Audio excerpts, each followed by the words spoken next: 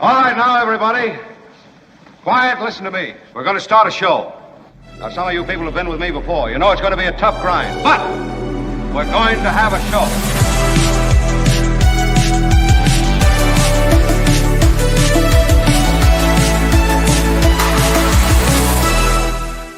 Thank you all. Oh, the Tuesday recorded audience, my favorite recorded audience. Nice to see everyone here, and you'll be happy to know, everyone, that Kim is alongside. Kim, how are you? In the virtual way that we are alongside each other. And Tony is here. Thanks, Tony. The brilliant mind who puts the technical part of this show together. We've been busily working, pulling together pieces of video, pieces of information for you. We have a terrific show. We have a breakthrough concept that will be introduced at the bottom of this hour from a guest who is creating a bipartisan effort on something that sadly should be bipartisan, but has always been quite partisan. I don't understand how it's happened, but protecting the environment is something that has become a uniquely Democratic kind of thing where the GOP has and is working to roll back basic environmental restrictions. That's in the first hour. Second hour to kick us off, it's the Pulitzer Prize winner, David Cay Johnston. And yes, I agree. Worthy of your affections. And we have shots from the Met Gala coming up, which I guess has been a piece of, new Americana. The shakers and movers, they show up to this Met Gala. So we have some notes on that. Although apparently we've realized that we really don't know who anybody is. Yeah. What? That's when you figure out, you don't know like half the pop songs. You don't know who half the people at the Met Gala are. Yeah. That's when you're like, okay, I'm old now. Yeah. No, it's true. It does reflect aging out of pop culture. It's a Google it. No, that's true. Google will always keep you relevant if you want to do all the Googling that you'll need to be doing. Now, we have a lot, as I mentioned, and I will even read a viewer listener email. I'll encourage you to smash the like button, which somebody pointed out to me. I didn't iron rod. say one time yesterday. We had a whole show, and I never said smash the like button. Please, those of you who are early to the party, smash the like button. We are a live show. We come from the West Coast, 11 to 1 on the West Coast, 2 to 4, my darlings on the East Coast. I just was there, and there is a wonderful energy to the East Coast. There's a wonderful, relaxed energy to the West Coast. I don't know. Tough to choose. Great country. It'll be sad to see it go away. Yeah. I do want to start right in the toilet, Mark. Nothing good's happening, Kim. That's the reality. So let's The Mark Thompson Show. We will get to Canada. We will get to Pete Hegseth. We will get to changing guards at the Pentagon. And you can help keep us alive through Spring Ka-Ching. It is our spring fundraising drive. This channel, believe it or not, facing some serious issues. I would say there's an existential threat to this channel, hoping to keep it on the air. We started as a small channel born out of a radio show in San Francisco, and it's broadened to include people all over the world. This has been a terrific medium for us and a really exciting platform. The community of people from all over the world who we hear from, who support us, who share information with us and takes on various things. It's exciting. And those of you who have come from the very beginning, you were with us during the primordial ooze of this show, you stayed with us, and you're really the reason we're here. I mean, as I kind of look at all of those who have jumped on board, I see so many who started at the very beginning, came out of the KGO show, and have come with us here. And so super excited to have you still here, and hate to have to say that we urgently need support. So Spring Ka-Ching gives you a chance to join us. You just saw Tony had it up there. It is the markthompsonshow@gmail.com if you want to email us. But if you want to support us, it's the markthompsonshow.com. You have to put the in there, the Mark Thompson Show, because there is a ventriloquist with the same name, and he has a website that's markthompsonshow.com. So we're the markthompsonshow.com, and there are click-throughs to PayPal and Patreon And you can help us that way and become a monthly supporter of this show. Thank you so much for supporting us through Spring Ka-Ching, named Spring Ka-Ching by one of our listener viewers, Tom, who is a very funny guy. Scott, just with a $4.99 super sticker to get us started, and thank you for that. I'll really get into Big shout out. And Joe Fong, how about you, Joe Fong, with a $20 super sticker? Big shout out. Thank you, Scott and Joe Fong and everyone who will jump on board today. I do want to share with you, just because it's a little lighter and weird, The Mark Thompson Show. this piece of Americana, as I say, it is the Met Gala. Now, Kim, you can explain to me, because you're hoity-toity. This is the Metropolitan Opera. Is that what it is? Is that what the Met Gala? So it's the Metropolitan Museum of Art, I believe. I see. Okay, Metropolitan Museum of Art. Okay, so this is very. Look at these modern fashions. Tony's showing them to you now. I learned a new term. The theme of the event is superfine tailoring black style. And it's the theme is basically an ode to something called Black dandyism, which I'd not heard before, but it's a cultural movement and a fashion style in which Black people use clothing and personal style, specifically historically European sensibility, like the suits and the vests and all, to as a form of self-expression and a way to address societal limitations. That's Black dandyism. So that's what you're seeing here is the kind of an exaggerated suit, if you will. I am very impressed by I mean, look at these. These are, really over the top. And I guess that's the idea, Yeah. It's not just to throw on a black tie. No, you really think out your outfit for the Met Gala. Apparently. This is wild. I don't know. I think it's all kind of, it's kind of cool. It's interesting, right? Yeah. I mean, look, you're not wearing this stuff, No. to the PTA meeting. But not? look at Now, this. that's a PTA meeting, Mark. That's the one I want to go to. Well, anyway, if you're listening on the podcast and you're not seeing it, we'll just tell you that these are wild outfits, huge trains, in the women's dresses, and even the dudes, like in this case, they're wearing kind of, is that a thing now? They wear kind of a skirt? Well, this guy looks good. This guy looks really good. He looks like something out of a, superhero movie. That's what I was saying. This guy is a supermodel. He's considered to be the world's first male supermodel. Wow. His name is Alton something, and he was named by Australia GQ, like the supermodel of the year, whatever. He's a model. Ah, I see. He knows how to strike a pose. Janelle Monáe. Man, this guy is wearing a piano on his back. Is that that's not Yeah. It is, right? The Andre 3000. Andre 3000. Thank you. That's exactly right. He's wearing a piano on his back. I don't mean to laugh. I'm just saying that, that is striking, Nice piano. This woman is wearing kind of a teacup kind of thing. I don't know. But I have to say, it looks hot. It does. It looks really. And then this guy is dressed like kind of an Aladdin look. And he looks good with it. You got to sell it. You got to be comfortable in it. Yeah. Yeah. Kamala Harris was there, and I really feel like her dress did her no favors. She's beautiful. Look at that. This is Kamala Harris. No, for those again listening, it's a black-white kind of split. Most of the front of the outfit is black with a white drape on the right side, and I guess maybe the back of it is I don't know. Maybe there's just that sliver of white situation, but it looks rather Cruella de Vil-ish. Someone should have said, "Stop that." Yeah. Just like they should have to Melania at the inauguration when she wore the Hamburglar hat. Like you just don't look like a cartoon. Stop that. Yeah. I guess I don't know. I don't know what works today with you kids.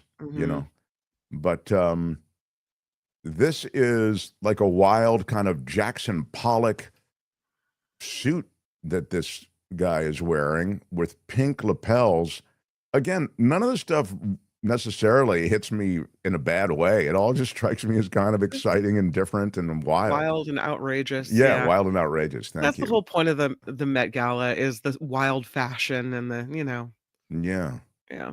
It's pretty. She's pretty attractive. Who's that? I don't know. I don't know. Anybody? Miley Cyrus. Oh, that's Oh, Miley that's Cyrus. Miley Cyrus. Good Yeah. grab, Tony. Very good. She Yeah. looks great. Oh, and that's Walt Goggins. He looks great too. Now he's wearing one of those skirts as well. Yeah. But and that's Spike Lee, etc. Well, we could play this game, you know, all day, but we must move on. That was the Met Gala. I learned more than I've ever known before about the Met Gala. Dandyism. Now you know. George Lucas with, is that his wife? Yeah, current wife. Yeah, and she looks kind of almost staid in her outfit. That is to say, it's not, you know, it's not outrageous in the least. She's got a lot of kind of jewelry-ish, or kind of looks like Metal. metals, ornaments. Yeah. Anyway, wild. Conspicuous. I can always count on Teacher Lori. Teacher Lori says conspicuous consumption and tone deaf for these times. Yes, thank you very. And Teacher Lori is not wrong. It is not. I mean, you really don't go looking at the Met Gala for anything if you want to be encouraged about modesty or a sense of sustainability or a look at the future, a reflection on where we are now. In any way, it's just not that. It is a gilded show. It's like Donald Trump's life, you know, a gilded life. But anyway, his wife looks like a third world dictator, says the M.O. Oh, that's, it's just an event not to be taken seriously, says D. Jones. Yeah, again, I wouldn't read too much into it. A super sticker from Joan Hollywood. Come on. Her name really is Joan Hollywood. Big shout out. Best name. Yeah. Big shout out. $20 super sticker. Thank you for joining us in Spring Kaching as our fundraising effort continues through the end of spring here. Love y'all, says TG. A drop request. Oldie but goodie. Movado watch. No, Movado watch. Let me see. You have it? I'm sure I can find it. That's how you know you got the Movado watch at Sam's. Yeah. You can buy a Movado watch in Sam's. Why don't we run that more? That is funny. We need TG to. is absolutely right. We should run a TG thank you, and here's a bonus for you. You can buy a Movado watch in Sam's. All right, right on. Thank you for joining us. Uncle Scrooge with a $20 super chat. Thanks for all you, Kim and Albert do. Can you bring up the mom who was raised over 500?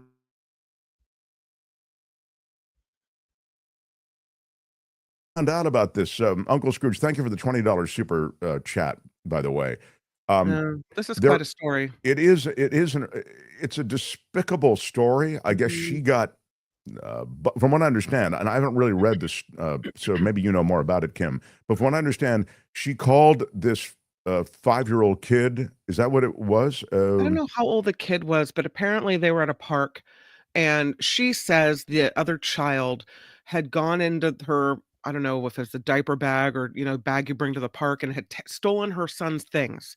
Mm-hmm. And so apparently that, because, kids do stuff. As a parent, kids do stuff, so you're not going to lash out at children. But she did, and started calling this little child who she felt had wronged her the N-word repeatedly over and over and over and over. And it was caught on video. Wow. And played on the internet for all to see. Mm-hmm. And there was this movement where people started raising money for her. And it's more than $650,000. All the comments are, it's disheartening when you see all the horrible racist comments made in her support. And I think it's called a Get Gun Fund Go. It's not GoFundMe, it's Get Fund Go. It's a different site. To Give the point that Go, I think. They had to, they had to take down the comments because it was so awful. So I saw that you raised $600,000. Is that right? Or $500,000? It's $650 now, or six something. It's crazy. Crazy. And there was for what? For her court case? I mean, what is she raising money for? Who knows? For use of the N-word? There's also an effort to raise money for the child who was called names in a vicious manner, and that fund has raised $300,000, and then they closed it down. Man, there's a lot of money out there. That's what I'm weird. learning. Just weird. Yeah. Yeah. I don't know what to say. It's so clearly wrong. It's pretty cut and dry. CC Ryder says, I read that YouTube takes 30% cut of your super chat donation. Yeah. That is true. But let me say something about that, because you might say, well, I don't want to contribute because of, I know that YouTube takes such a big cut. The reason that I'm okay with it, I mean, I wouldn't have picked 30%. I mean, that's obviously a pretty high number. But the reason I'm okay with it is that it's frictionless. It's so easy for you to do it this way. If I ask you to go to PayPal or to Patreon, which you can do through the links under all our videos, you can do it, but there are multiple clicks involved, and people just basically are less likely to do it. So, and I think people also like the shout outs or whatever it might be. I have no problem with giving YouTube 30%. They've created a platform on which we can, in a frictionless way, do fundraising. And so I'm okay with it. But you're right, CC. That is the case, that they do take 30%. All right. Really cool. And the Movado watch drop thrown into everything just helped to round it all out. Candace Mick, a long time super chat. Wow. But Candace Mick is Hall of Fame, you understand. Big shout out. Yeah, she's HOF, and here's why. She even mentions it. Longtime listener, monthly supporter is Candace Mick. Winner of Marx Madness twice. What? Yes. The trophy is still under Albert's desk. It is true. Albert, thank you. Yeah. But I have the first place t-shirt, she says. Nice. We've been doing Marx Madness for a while, and Candace rocked Marx Madness twice, is always in the hunt, and always supporting us. She is, again, not just an OG, she is Hall of Fame. Candace, thank you for the $50 super chat today. Again, we give you a big shout out. Big shout out. Everybody who has supported us and continues to support us. We have your names at the end of every show. We try to give you the shout outs and the love that we really feel, because without you, we wouldn't be on the air. So again, thank you for all your support. The Mark Thompson Show. It's hard to know where to start. I guess we will get to Hegseth. In fact, we'll get into it with David Cay Johnston, the Pulitzer Prize winner, joins us in the second hour. I kind of wanted to visit what happened with the Canadian Prime Minister, who has just spent time in the Oval Office with Donald Trump. And I have to say, while both guys were gracious, it was a far more gracious conversation, for example, than Trump gave Zelensky. He didn't bring in his attack dog of J.D. Vance or Marco Rubio or anything like that when it came to Canada. It is interesting. He did call on Marco Rubio, but it was not related to the Canadian thing.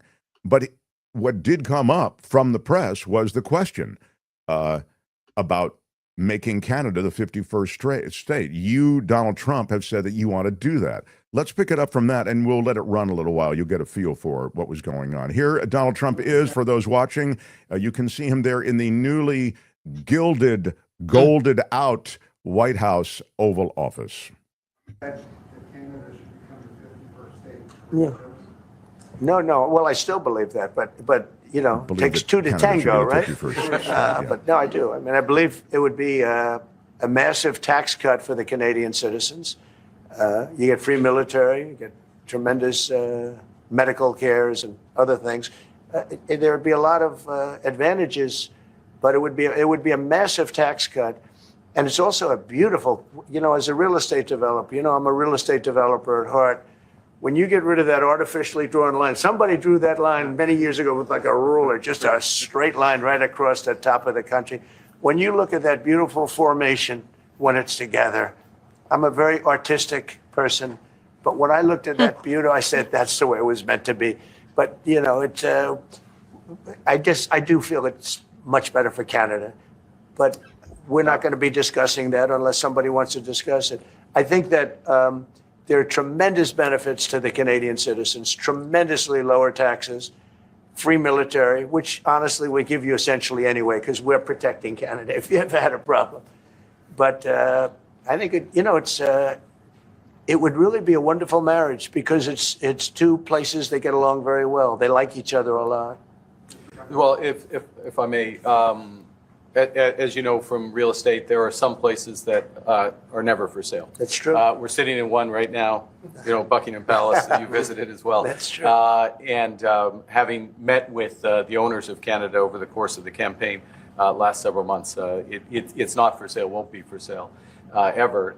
But the opportunity is in the partnership and what we can build together. We have done that in the past. And part of that, as the president just said, is with respect to our own security.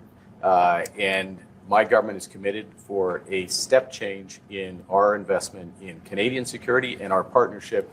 And I'll say this as well, that the president has revitalized international security, revitalized NATO, and us playing our full weight in NATO, and that will be part of it. And they have, I must say, Canada is stepping up the military participation because Mark knew, they were low and now they're stepping it up. And that's a very important thing. But never say never. Never say never. So I thought it was a gracious exchange, and the Canadian Prime Minister obviously so adept at working in the pushback on Trump without it being contentious. He's such a diplomat. He really nailed is. that. That was amazing. I met with the owners of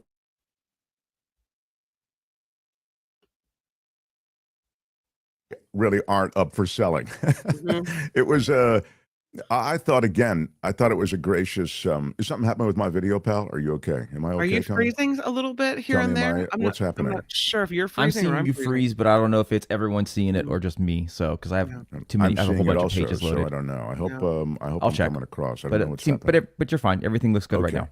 Anyway, I thought he was quite gracious given the kind of. Well, I mean, let's be honest. Trump was right in the last couple of months smack talking Canada. I mean, it was not in any way polite. It's like we ought to take them one way or care and eloquence. And I have to say this, I thought Trump was careful and in his own way smiley, gracious, but then he said, never say never. I mean, it's like, I know. Like, no. Okay, because Trump can never really back off. I guess he gets that. Never say never. He talks about his design prowess. C.C. Ryder writes, gold toilet man whose White House looks like a Tammy Faye Baker dining room. You're the design king. Yeah. I really, it's an aside, but I really am struck by how the office of the presidency, the Oval Office in the White House, has taken on this sort of gilded cast, this gold everywhere. It's very Versailles. It's very Trump Tower. If you see pictures of Trump's residence in Trump Tower, it's like that. So, there you have it. But Depressed Canadian, all too appropriate to hear from you today. Depressed Canadian with a super chat for $20. Thank you. This meeting and meetings like it, especially with Trump's erratic behavior, are unnecessary. No, quote, deals will get made from it. Carney did not need to go. Bill Maher got as much accomplished at his kumbaya dinner with Trump. It's probably true that you won't get anything done, per se, a deal. I don't know what kind of deal they want to make. There's supposed to be a trade deal, right? They were trying to hammer out some type of trade agreement. And trade and military cooperation, I think, were the two agenda items. You're right. I think that it is important that the two meet, particularly because Trump is so connected to who he sees and looks in the eye, and he feels this weird sense of amistad, of connection, he's so influenced by the way he's treated personally. So if you can treat him graciously, and if he can feel good about the interchange, you're likely just to get a better disposition from this American president. He's shallow and one-dimensional, so that can work to your. I think, at least based on this open press remark-filled briefing, I think to that extent, you're saying, well, it seems like they're off on the right foot anyway. Richard Delamater says, Richard Delamater, OG number 9,460. Oh, OG number 9,468. Is that how you is that how you come out in the OG list, Richard? Thank you. I was listening when you went to commercial forever. You better recognize me. Richard Delamater. Yes, sir. A big shout out. Thank you. Sometimes I have to be reminded who the big shout out. Yeah, who the OGs are. Many came from the KGO radio days, which don't seem that long ago, but that radio station went away. This powerful talk radio station went away because of broadcast conglomerates, and we had a huge broadcast conglomerate running that station, so we were just one station in all of these different stations they own nationwide, and so it's easy just as a line item to cross it off.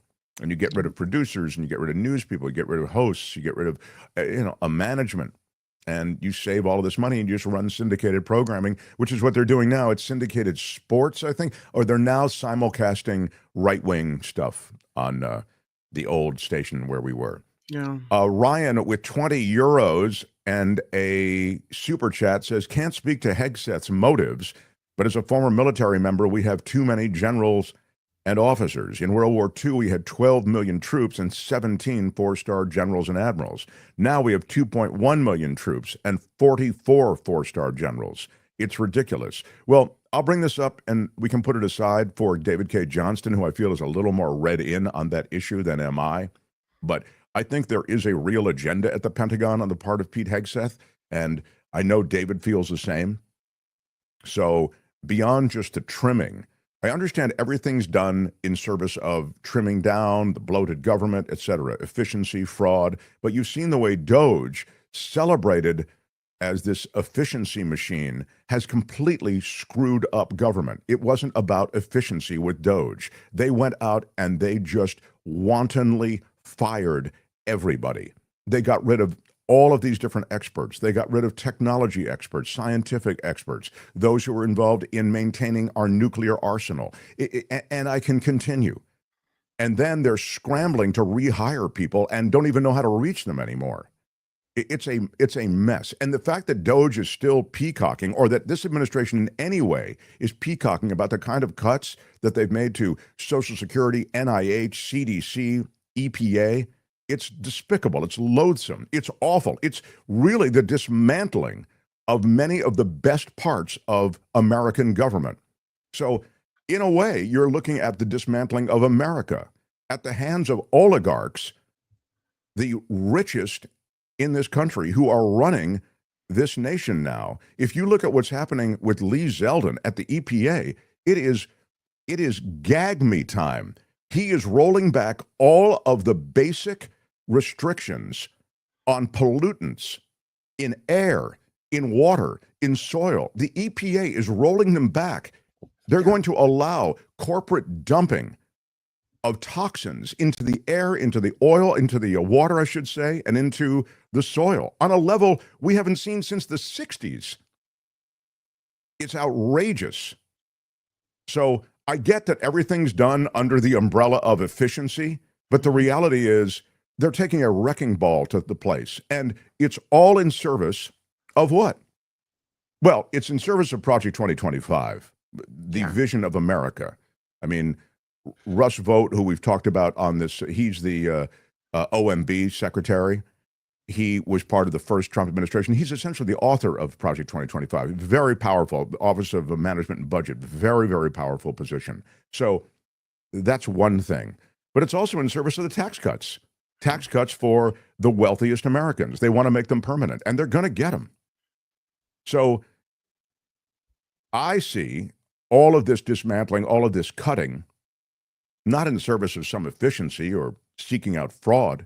I mean, look at how they were talking about, and I know I have Meg waiting, so I'll get to Meg in just a second. But look at how they were talking about the fraud and peacocking about all the fraud they found in Social Security and Medicare. Paying out people who are 150 years old, paying out people who are 300 years old. When we explained it right away, the next day we explained it on this show. If we're explaining it on this show, they certainly should know about it in Washington, because they're there cutting all of these areas of government that are vital, getting people their Social Security checks. Anyway, as you know, that was just a system that was built in so that when things were left blank, when people died, et cetera, they put in 150, they put in 175. The system did that so that checks would not be sent out. But still, you heard Musk talking about it. You heard Trump talking about it.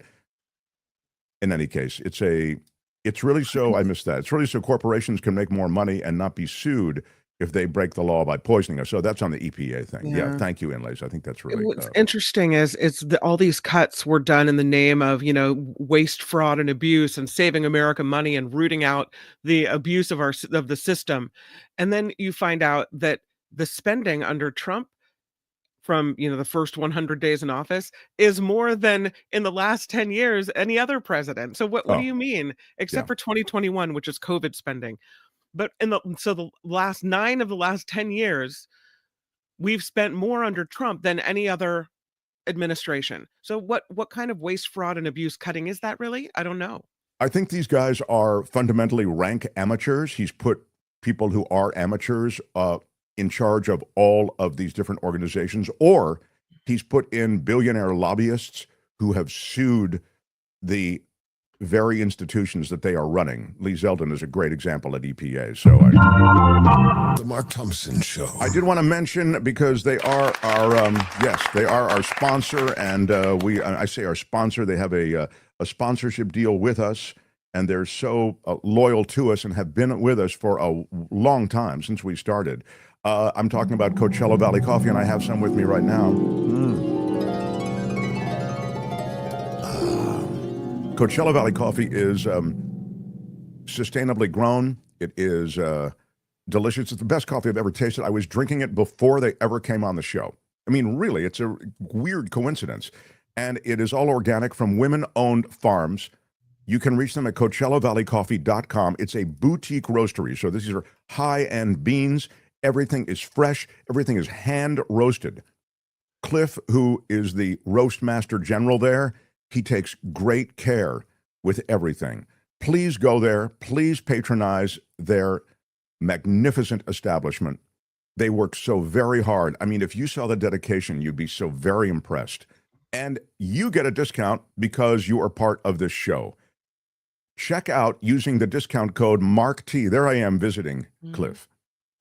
CoachellaValleyCoffee.com. Again, get anything on the site. They have amazing teas and spices, etc. And use MARKT at checkout in the discount code box, and you will get 10% off. There they are, those fresh-faced kids at Coachella Valley Coffee. Love it. All right. Thanks, guys. And The Mark Thompson Show. And now, without further delay, although delaying is one of the cornerstones of this show, it's what we do, Meg. I'm so sorry that you had to be sucked into it. But she has started something really fascinating, and I can't wait to talk to her. Nature is Non-Partisan is her new organization. Meg is an environmentalist, Meg Haywood Sullivan. She has a unique knowledge of how to get important messages to people. She has a master's degree from Harvard. She has an activism history that's quite impressive, especially since she started as a snow sports photographer, those action photos of people snowboarding and skiing. And she saw the devastating effects of climate change while she was covering so much of that. And she has been involved in a nearly 2-decade commitment to climate advocacy. How about it for Meg Haywood Sullivan, everybody? Oh, you even tracked down one of my old snowboard photos. Yeah, it's what we do, Meg. It's what we do. We track down old photos. Oh, you do your homework. Love that. Blast from the past. So, what's so fascinating to me about this effort is that it is truly bipartisan. Nature is nonpartisan.org is your organization. And I know you've done a lot of work. You've founded this Plastic Free Fridays idea. You sort of have begun, I think, different ways to message positively to protect the environment. These are, tough times for your effort. I wonder if you can tell me about, Nature is Nonpartisan and what you hope, because it legitimately is nonpartisan. You have GOP buy-in on this. Yes, 1,000%. And our founder, Benji Backer. So I didn't found the organization. I'm chief marketing officer. I'm part of the founding team, though. Benji Backer, he's a conservative. I'm very much a liberal. And we've been following each other's work for a long, long time now in the environmental activism space. And both of us, like our whole team actually has been really frustrated about the environmental movement, in particular the climate movement too, and being able to reach audiences that really needed to be reached. I think coming from the left, we do such a great job of being in our own echo chambers when it comes to the environment, and really taking a chance to get across the line so we can actually get policy happening. This flip-flopping in between administrations, good things get passed, a new administration comes in, rolls it all back. It's so not constructive to what we're needing to do for our planet right now. And unfortunately, it's wasting time. And so the only way to actually get policy to happen is to have a long-term approach. And that's why we founded Nature as Nonpartisan. Historically, the environment was not a partisan issue. Think about the Clean Air Act, Clean Water Act, Endangered Species Act. These were all completely nonpartisan efforts. The percentage of Americans identifying as environmentalists in the 90s was around like 78%. Let that sink in. It was not a partisan issue like it is today. Unfortunately, the environment has been caught in this, political culture wars, which it has nothing to do with. And so we're really focused on leaning into the cultural change and dialing it back so that conservatives, liberals, people across the political spectrum can identify and see themselves in this movement, and also push for policy to happen. We're all about holding our leadership accountable to make sure environmental action happens, because that's what the people want. So what does that mean, environmental leadership? And I imagine you have to have some kind of agenda that you guys both agree on. That is to say, the conservatives and the liberals, if you want to put it that way. What does that look like? Absolutely. So I'm glad you brought this up, because so much of it is framing. Think about someone who is more right-leaning, who might be a farmer, how they see themselves, interacting with nature is a lot different than, say, the quote unquote coastal elite. There's equal opportunity, equal, benefit to having the environmental knowledge and, working with the land. The amount of knowledge that person has is equal to, if not greater than, scientific knowledge. It's just coming at it from a different perspective. And so what we're really focused on is making sure that folks like that farmer, like that person in the coastal elite, see themselves in this space and vote for the environment when it comes time for that. Because ultimately, I always quote the Scientific American article a couple of years ago, but it highlights research from the Teddy Roosevelt Conservation Partnership. 72% of hunters and anglers believe that climate change is happening. And within that segment, a whopping 74% agree that it's human induced. So these are folks that are voting against what they truly believe for nature. And it might just be voting on one specific topic. We need to elevate the environment up to one of the top 1, 2, 3 things that people vote for when it comes time for the polls. And making nature nonpartisan again is really one of the keys to it. So when you see what's happening now with the dismantling of the EPA, in my judgment, I mean, it is being dismantled. The cuts, just the fiscal cuts, are immense. But beyond that, they're going for a rollback on basic EPA provisions governing water and toxins in the air and soil. Where do you guys land on that? And how do you push back on that if you want to?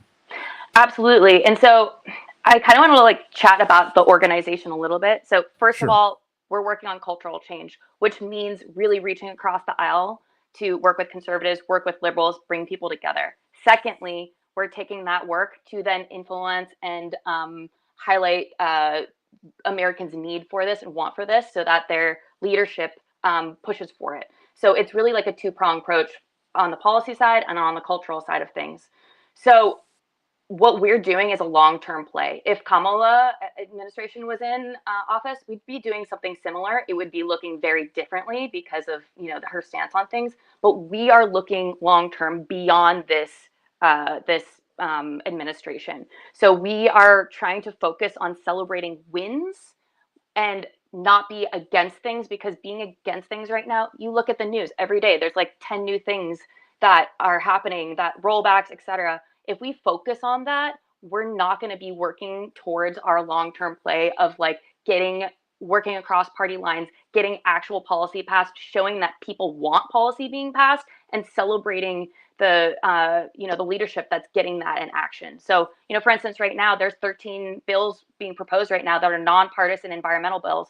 No one's talking about it because the news is really all over the place, and I think it's kind of designed to be like that right now. There's a lot of uncertainty, et cetera. And so we're pushing against the noise and focusing on the wins, focusing on the positivity, and focusing on the synergy. And then we're also supporting other grassroots orgs that are doing other things that are more boots on the ground, et cetera. But we are really hyper focused to stay in our lane and to stay celebrating these wins and encourage more of them, more bipartisan action. How long has Nature's Nonpartisan been around? We've been busy. We launched end of March. So yes, we're just getting our feet underneath us, but we've already been hitting the ground running. To be totally transparent, we were the first environmental organization, and actually it's maybe not necessarily surprising, but the first environmental organization allowed into the West Wing this administration. Wow. And we hadn't even been launched. So we're hoping that we can get and push to make sure some environmental action happens. I know there's a ton of rollback and a lot of uncertainty and negative news out there, but if there's 100 steps back in this administration, if we can put 3 steps forward and have that be nonpartisan steps, that's a win in our book. Yeah, I mean, I hate to say it, but it is true. We're bleeding out environmentally, I think, with this administration's agenda. And if you can maybe make us bleed out a little less, I guess I'll take that. I mean, incremental progress. And you can always count on my audience to make you feel good about your effort. Here is Randy, who says there will be no environmental advances made during the Trump administration. Well, Randy, I'm so happy you chimed in, because I want to tell you that we've had equal pushback and significant pushback on both the right and the left. We have the right saying they're wolves in sheep's clothing, pushing the Green New Deal, etc. We have the right saying our founder, Benji, is a fake conservative. We have folks on the left saying I'm a sellout, like I'm working with the devil. Like it's, I think it shows that we've hit a really important moment in the history of this nation, that we're getting equal hate from both sides. I think that means we're walking the line well, and it means that there's work to do, and that's why we're here. That's why we're doing this, because we need to work together. It's broken. And unfortunately, it's caught in the culture wars, and how we do that, we're working towards that. So we I'd hope love you, to Randy. see. I'd love to see you. Yeah. Well, Randy, you can count on him. I mean, he's not wrong that there is a stern view of anything environmental from this administration. And Cece says, "Be careful, Meg. They will use meetings and any of your documentation to discredit you. Hold firm, girlfriend. Be on guard," says Cece. Do you feel that level of, I mean, you have some the one thing I'll say about Meg is she has some pretty big people from GOP on her side, or at least when you know, that's how you got into the Oval Office. There's some pretty big names who are associated with your effort. There are. And I mean, look at our board right now. We have, so the organization split 50-50, 1-to-1, left, right, etc. We have made a very conservative, we cross out like our political affiliation and show what we're really about. I'm a snowboarder, Benji's a trailblazer, etc. We've had some fun with it, but our board is seriously impressive, and they are across the political spectrum. And I have to say, some of our board members have reached out to us and said this was the most contentious board they've ever joined. We have Jack Selby, part from Peter, Thiel. We have, the former head of the Sierra Club on our board. We've had our board members tell us verbally that this is the most contentious thing that they've ever done.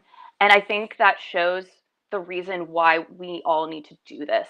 And same with our activists, and same with the people like our, the celebrities in our network, et cetera. Like, they have gotten such pushback, but I think that shows the reason why this needs to exist. Nature wasn't a partisan thing. We can bring us together, with our shared love of nature, and really push to make sure that action happens. Because ultimately, I don't care who's in office, we need to get action for nature happening. And it should last beyond this administration. This is something that whatever administration comes in next, we're going to keep on keeping on. And hopefully this is a groundswell. And our goal is to aim high and make this a national movement. So, Meg, there will be another administration after this, is what you're saying?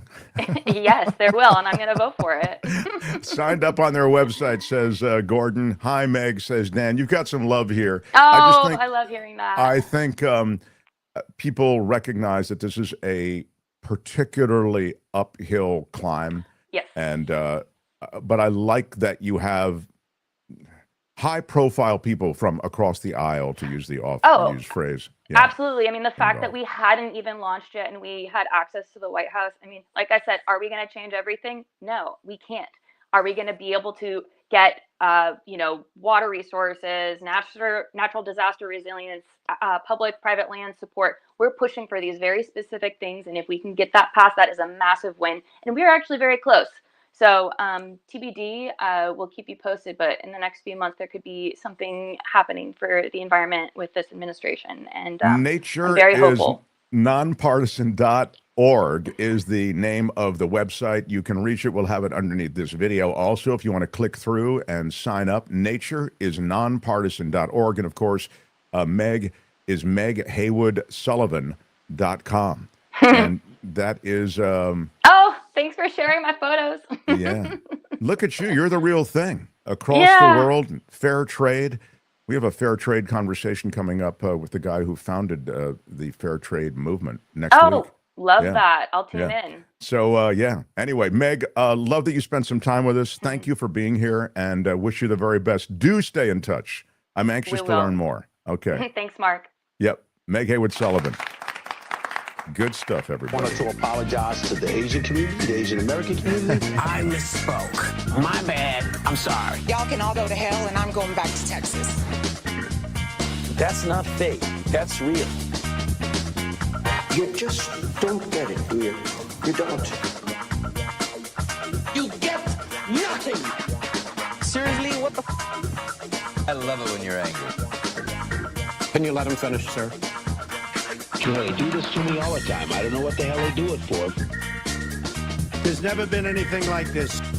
Girl, you just rude. Who is having that conversation? Have you ever been a member of the Chinese Communist Party? Where are my weed smokers at? Your Honor, I'd like to ask for a recess. They pay me a lot of money for having attitude. It's fantastic.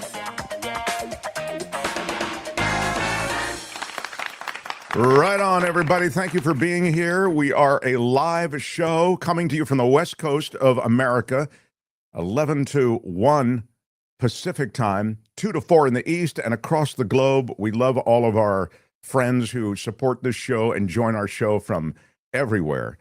Try to get to as much as we can with some interviews and conversations with people who are really smart and know a lot, and a lot of the people who are smart and know a lot are in our chat and part of the comments section that really informs this show. So thank you for being here, and thank you for being one of those people if you are. We did get some this from the mailbag, and again, it is the Mark Thompson Show at gmail.com. I've received a lot of positive letters. From John Nichols. I'm listening to the podcast, just heard you folks talking about Trump wanting to open a prison on Alcatraz.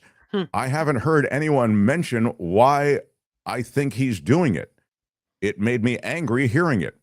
It's the best tourist attraction in San Francisco. I think it's about pissing off Pelosi, Kamala, and Gavin. He is trolling them. That's what I think. Have a great day. Oh, that's interesting. Trolling, I never thought of that. Yeah. I mean, I do think that Trump particularly likes to get stuff out there that will seize the news cycle. And a lot of it is controversial. And certainly the Alcatraz thing falls into that category.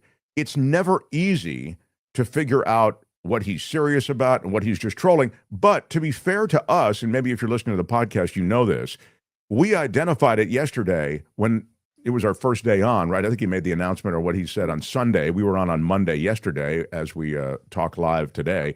And I said, I think it's a shiny object. I think it's the thing that the media picks up on. And you can understand why. I mean, he wants to close, this insanely popular tourist destination that didn't work as a prison, didn't house enough people, was wildly expensive to operate. And in the same way, it would be wildly expensive to operate and wouldn't house enough people even if you redid it.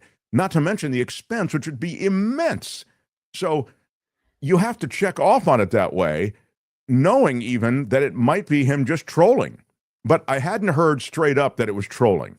I heard when I listened to it, the reports, and read the details of, what he had sort of laid out, and he continues to be asked about it, I heard he's trying to do two things. Trying to seize the narrative for the news cycle, which he's very good at, and which is not hard when you're president. I mean, your every utterance is important, right? But also, I think he's trying to represent something, because in Alcatraz, you have law and order. And he wants to be the law and order president, and he knows that polls well. So this immigration thing, law and order, we may view these things as both absurd and draconian and poorly thought out, but there's a part of America that just sees, oh, yeah, see, that's what he's serious about. He even wants to reopen Alcatraz. Yeah. Why did the libs want to push back so hard on that? So you see, that might be the method in his madness, but it is true madness. There's no question about it. So I just saw that the head of that's the Mark Thompson Show at gmail.com is our address if you want to send along an email of any kind. The FDA has picked a critic of COVID boosters to be the new top vaccine official. What? Oh, yeah. No. The FDA announcing just minutes ago it has picked a new head of its center charged with vaccine approvals and other biologics products. It's Dr. Vinay Prasad. He's a vocal critic of the agency's moves to greenlight COVID-19 vaccine boosters. He replaces Dr. Peter Marks, who served as the director of the Center for Biologics and the Evaluation of Biologics and Research at the FDA. Played a key role in launching Operation Warp Speed under the first Trump administration. That was one of the things I was giving Trump credit for, was ramping up the vaccine schedule and getting that vaccine to most of the Americans who wanted the vaccine quickly. Then, of course, I think the real vaccine controversy, I mean, of course it emerged around efficacy, but it also emerged around the forced vaccine of so many. So many thought, hey, man, if I want the vaccine, I'll get it. But if I don't want it, you can't force it on me. And at that time, the vaccine was being played, I'm talking about the COVID-19 vaccine, was being played as something that would protect you from infecting others. And so as that was laid out, you have this highly infectious virus, and the government is saying, hey, we want you to take this because we're trying to tamp it down. So it was out of that. And then, of course, as we learned, you could still get the virus and you could still communicate the virus or transmit the virus, I guess, is, even if you'd had the vaccine. My dad got the COVID vaccine and the boosters. I think it had 4 when he contracted COVID-19. And it diminished him immensely. And it led ultimately, I think, to his death, which was 18 months later. Now, that said, I don't know that, he was an older man, and I think contracting this virus diminished him, and maybe the vaccine wasn't as effective. I'm not the vaccine expert on this, but I know that it was personal liberty that became wrapped up in vaccine efficacy and lies about the vaccine efficacy, et cetera. So these people, all of whom had real issues with the vaccine, either on efficacy or on freedoms associated with being able to say no to the vaccine, they're all in government now. They're all running the FDA, and I just gave you the apex predator example. This guy doesn't want the COVID-19 booster around, and he's in charge of deciding whether COVID-19 boosters and investigating them and researching them and distributing them to Americans, whether any of that continues. So I'll just take a second before I've got David Cay Johnston coming up. I wonder, Kim, if there's time for a turbo newscast. I have other stuff to get to, a lot of other stuff to get to, but I really haven't had a chance to do much news. Kim, our news person, and in addition to everything else she does on the show, she does a great job of kind of distilling major stories of the moment.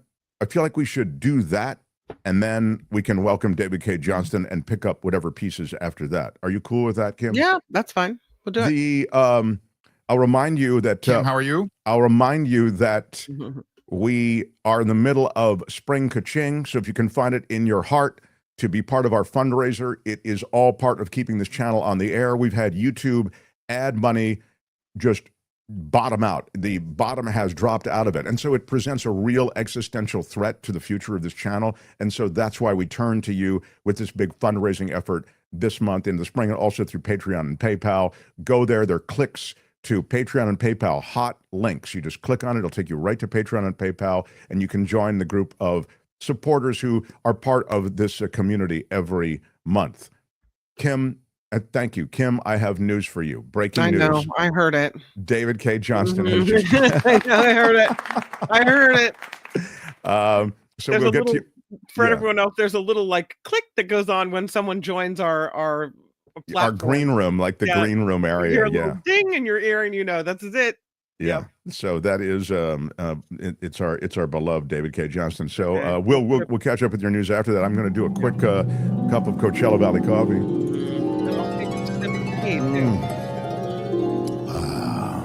A little bit of heaven. CoachellaValleyCoffee.com. Yeah, right on. Our friends at Coachella Valley Coffee, sustainable, organic, women-owned farms across Africa, across Latin America, funded by Coachella Valley Coffee. They work so closely with all of those coffee producers. Grab the coffee, the best coffee on earth. It is fresh roast. Everything is hand roasted. Fresh beans. These aren't discounted beans that have been sitting around a long time. This is fresh stuff. Go there. It's a high-end roastery. And the Roastmaster General makes sure that everything is perfect. Cliff down there, who I visit whenever I get down to the California desert. Anyway, CoachellaValleyCoffee.com, teas, coffees, and spices, merch, anything you get on the site. You use our discount code MARKT, and you'll get 10% off everything. CoachellaValleyCoffee.com. So, right on. This guy is a Pulitzer Prize winner and multiple best-selling author. He's now a professor at Rochester Institute of Technology, where smart people go to be taught by even smarter people. Here he is, David Cay Johnston, everyone. Hello, Mark. Good to see you back. Yeah, really great to be back. Had to go back and see Mom. Hadn't planned on being away as long as I was. It's really, I've watched your stuff, and it was really great that we're still with the show in such a robust way. Look, I can't see things happening at the Pentagon without the words of David Cay Johnston kind of echoing around in my head. You talk about replacing generals being sort of out of the authoritarian playbook. And I don't want to say that everything that's happening at the Pentagon works into the authoritarian playbook, but the latest out of Pete Hegseth's strategy involves getting rid of a lot of these four-star generals and essentially decapitating part of the Pentagon. Can you contextualize this for us? Well, first of all, you can make a reasonable argument that we should have more or fewer general officers, and admirals are also general officers. But I think what they're clearly doing here is targeting for removal general officers who are not white and not male. And we'll see when the list comes out of who they push into retirement. But that's the essence of what's going on here. I mean, this is a white supremacist, misogynistic, authoritarian president. And Hegseth, who was, remember, a junior officer, he was a captain. Captains, lead small units in the field and direct them. He's not at the level where strategy is important. You're principally a tactical person at that point. You're given something you're to go do, and then you figure out the tactics of how you accomplish that. And furthermore, his behavior suggests strongly that his promise to never have another drink was nonsense. And we should all be very, very worried about that. But the next step that will matter after they clear out 20% is the stated goal of senior military leaders is, do they promote people out of turn and primarily for their loyalty to Trump? That's the next step to be worried about. And clearly, Pete Hegseth was appointed for his loyalty to Trump, and there's no other value in what he's doing. So that's the thing we should watch for. And it's a little surprising Trump hasn't moved to fill those positions. But remember, Donald is not diligent. Donald is not a strategic thinker. And he very much is a person who's impulsive. For example, Over the weekend on his local TV station in Florida, they showed Escape from Alcatraz, the 1979 movie. And then the next day, Donald was saying, we're going to reopen Alcatraz, which is not going to happen. But it's the kind of impulsive, childish junior high school thinking that has always characterized Donald's behavior.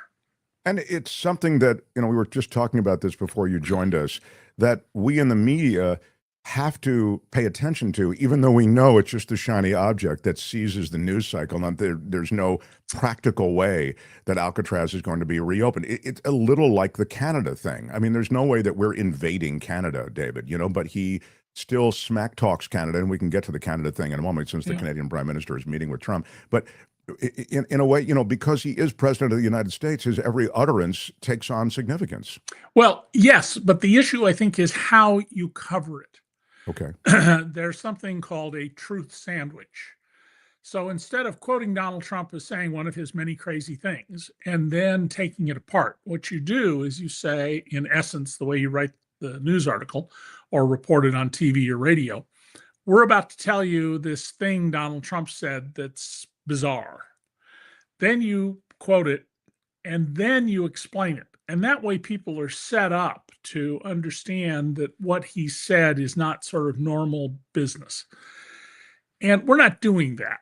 And we're also not doing follow-up questions. One of the reasons Donald gets away with a lot of stuff and has for the last 10 years is the lack of follow-up questions. So when he was on with Kristen Welker on NBC's Meet the Press Sunday, and she asked him about defending upholding the Constitution, and he said, I don't know. She didn't come back and say, how can you not know? You took an oath. And this is a real problem, not following up and pressing. And, the same thing when Trump sat down with Terry Moran of ABC. I don't think you're going to see him sit down with CBS after what 60 Minutes has done. But Terry Moran asked, in many cases, very good questions, but he didn't follow up. When Donald gets questioned under oath, lawyers who've done so, and I've read a lot of transcripts of Donald's interviews under oath, depositions under oath, they follow up. So when Donald one day was asked in the Tim O'Brien case, what do you know about accounting? I don't know anything about accounting. They didn't just let it go on. They spent several pages of transcript tying down 6 ways to heaven so that he could never wiggle away from that statement. And journalists need to do that.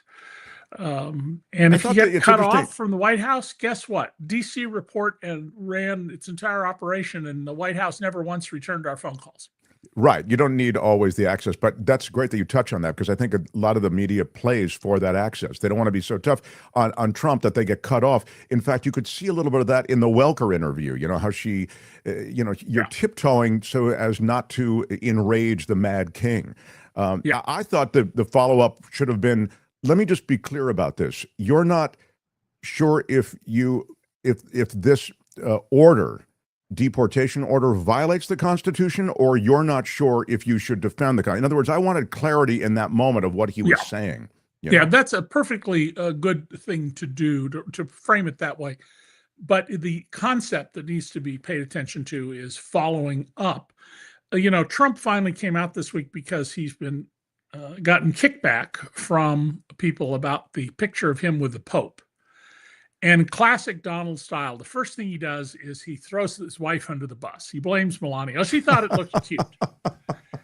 So he always evades responsibility.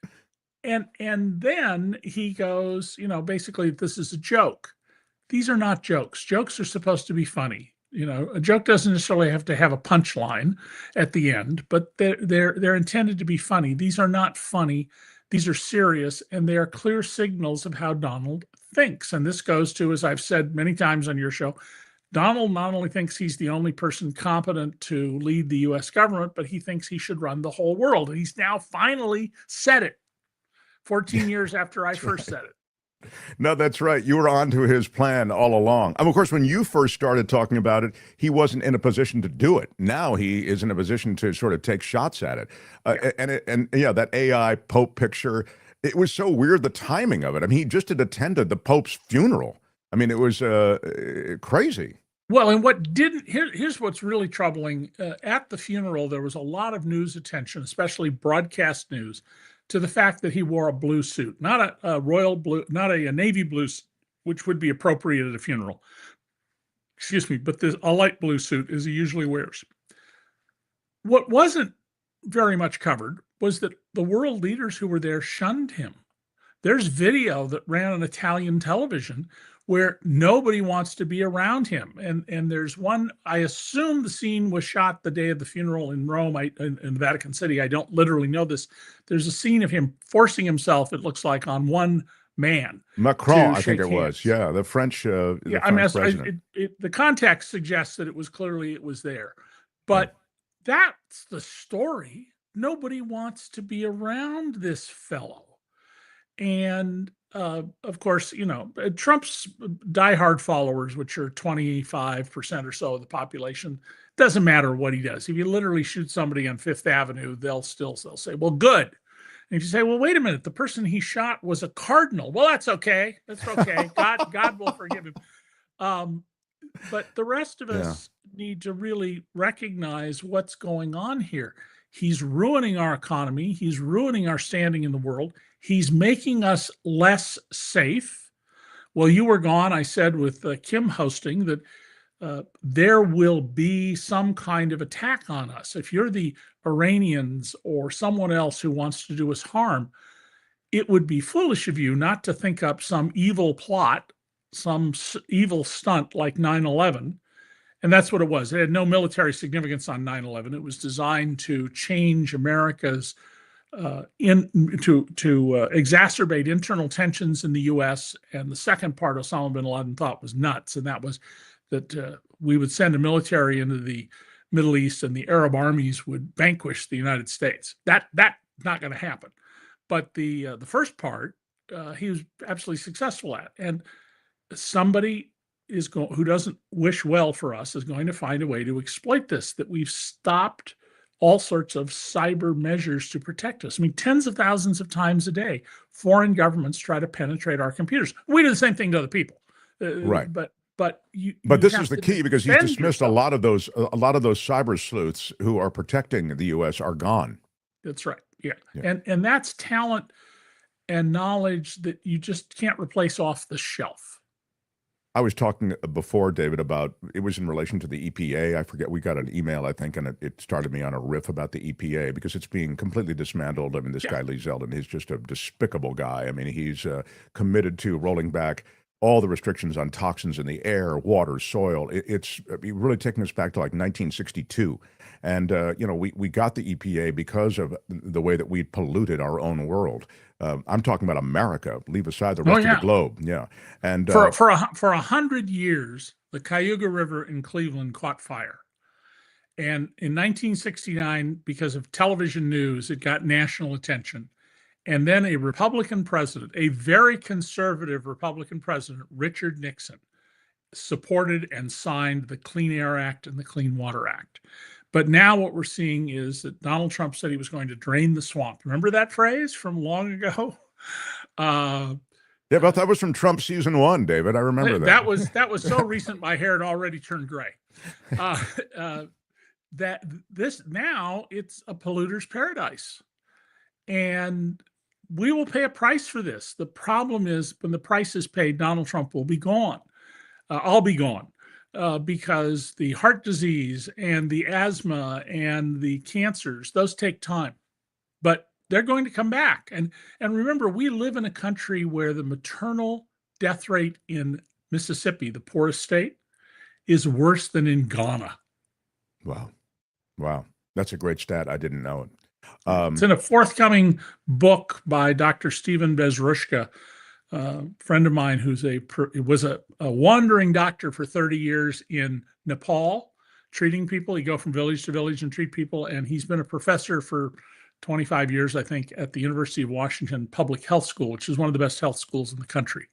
Well, and he has a book coming out where he diagnoses America as if America was his patient in the examination room. That's a brilliant idea. Yeah, absolutely brilliant. You'll have to connect us so that we can get him on, if you would. I want to ask you. I do want to get to the tariffs and the economy and that sort of thing, and I also want to get to a law and order question. But just because we're on sort of the nature of Trump and the assertion of power, the flex, he had, I think, reflected those instincts when he told Mexico's President Sheinbaum, hey, we want to come down there with troops and we want to take on the cartels for you, kind of thing.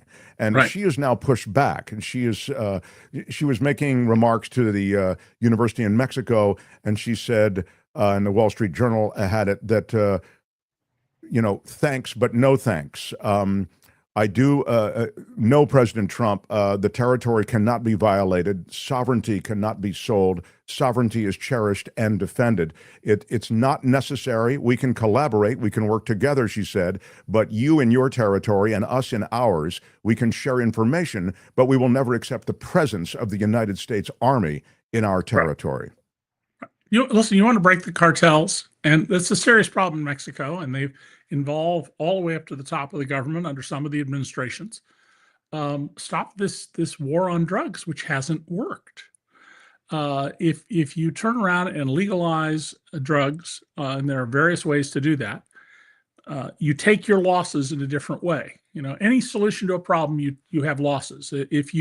If we were to ban handguns in America, for example, I wrote about this, 45 years ago. If you banned handguns in America, you'd have fewer people walking into a bodega with a pistol in their pocket, and a lot fewer shootings. But a few people would take a sawed-off shotgun under their coat in August, and if they use it, it'll be more fatal. I mean, there's no perfection out there. You have to decide where to take your losses. And we're taking our losses in corruption, in not just in the US, but in Mexico and Colombia and other places, and corruption of judges. We've had judges who were on the payroll of narco-trafficantes. And by the way, chapter 8 of my book, The Making of Donald Trump, is all about the extraordinary favors Donald did for one of the biggest cocaine traffickers in America, his partner and close ally and business associate, Joe Wexelbaum, who lives in Santa Monica today. And you'll notice that Donald has pardoned now a whole bunch of criminals. He's pardoned drug dealers. He's pardoned the Silk Road guy who arranged financial transactions for drug dealers. He just pardoned if he hasn't actually pardoned them, they've signaled they're going to, the Los Angeles County Sheriff's deputy the Los Angeles County Sheriff's deputy who was convicted of excessive use of force up in Lancaster. He is getting a sweetheart deal now. After his conviction, as you say. Yes. After conviction, and the prosecutors in that case resigned in protest. They are dropping all sorts of other cases. I am told that there is a new budget now for expert witnesses in civil tax cases, not criminal, but civil. The IRS, because of the work it does, has to employ historians, economists, engineers, chemists, physicists as expert advisors to auditors. Apparently, the new budget for expert witnesses is $1 per case, which is to say, there are going to be no cases. Right. So if you're a super rich tax cheat who's been using some area of engineering or chemistry or history to rip off the government, well, Donald just signaled that's okay with me.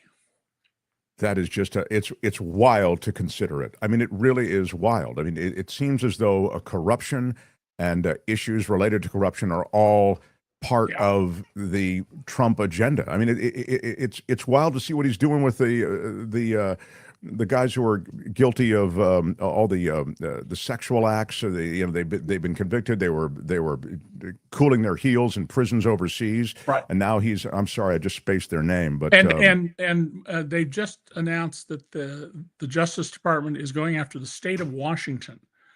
It has passed a law that, as I understand it, the law says if you are a priest, pastor, rabbi, imam, and someone in confession has told you about crimes against children, you are obligated to report them to the government.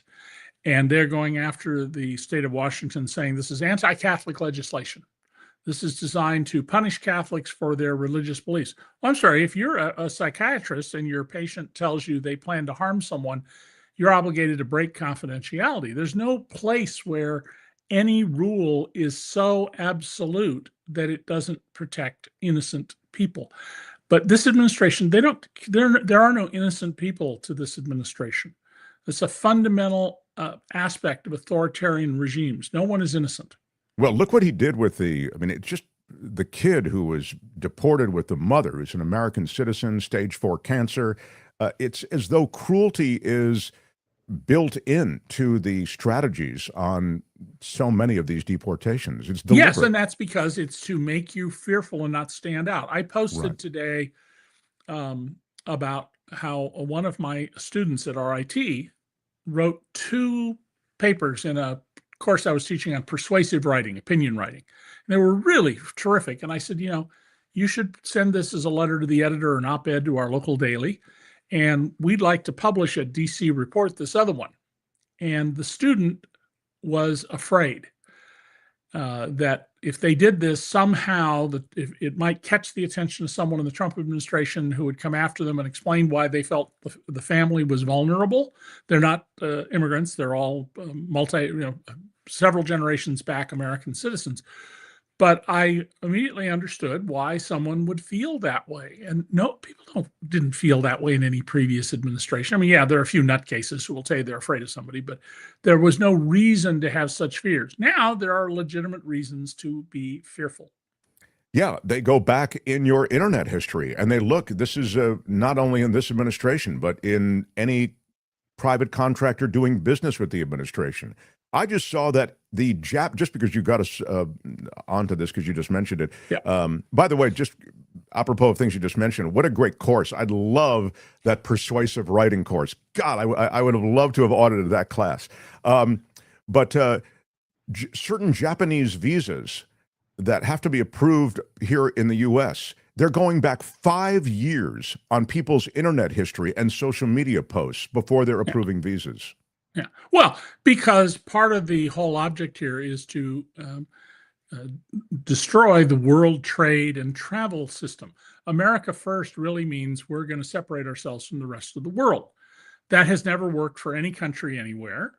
There's no evidence that the Japanese are antagonists to the United States of America. At the same time that they're doing this to people from Japan, they're not doing it, and they're doing other things to benefit people from Russia. And in all of this is a need to absolutely always keep in the forefront of your mind, Donald doesn't know what he's doing. He's appallingly ignorant. And so the things you're seeing happen are whoever talked to him last and gets an idea in his head. And I don't think I've ever mentioned this on the show, but, in the late 80s, early 90s, I had to negotiate with Donald lots of times. Will you make this person available? Can I see this document? I never once got off the phone with him or in person that I didn't say, well, that went better than I expected. Because all you had to do was butter him up, no matter how angry he was at you about something, and start telling him how wonderful he is. And pretty soon he gives away the store.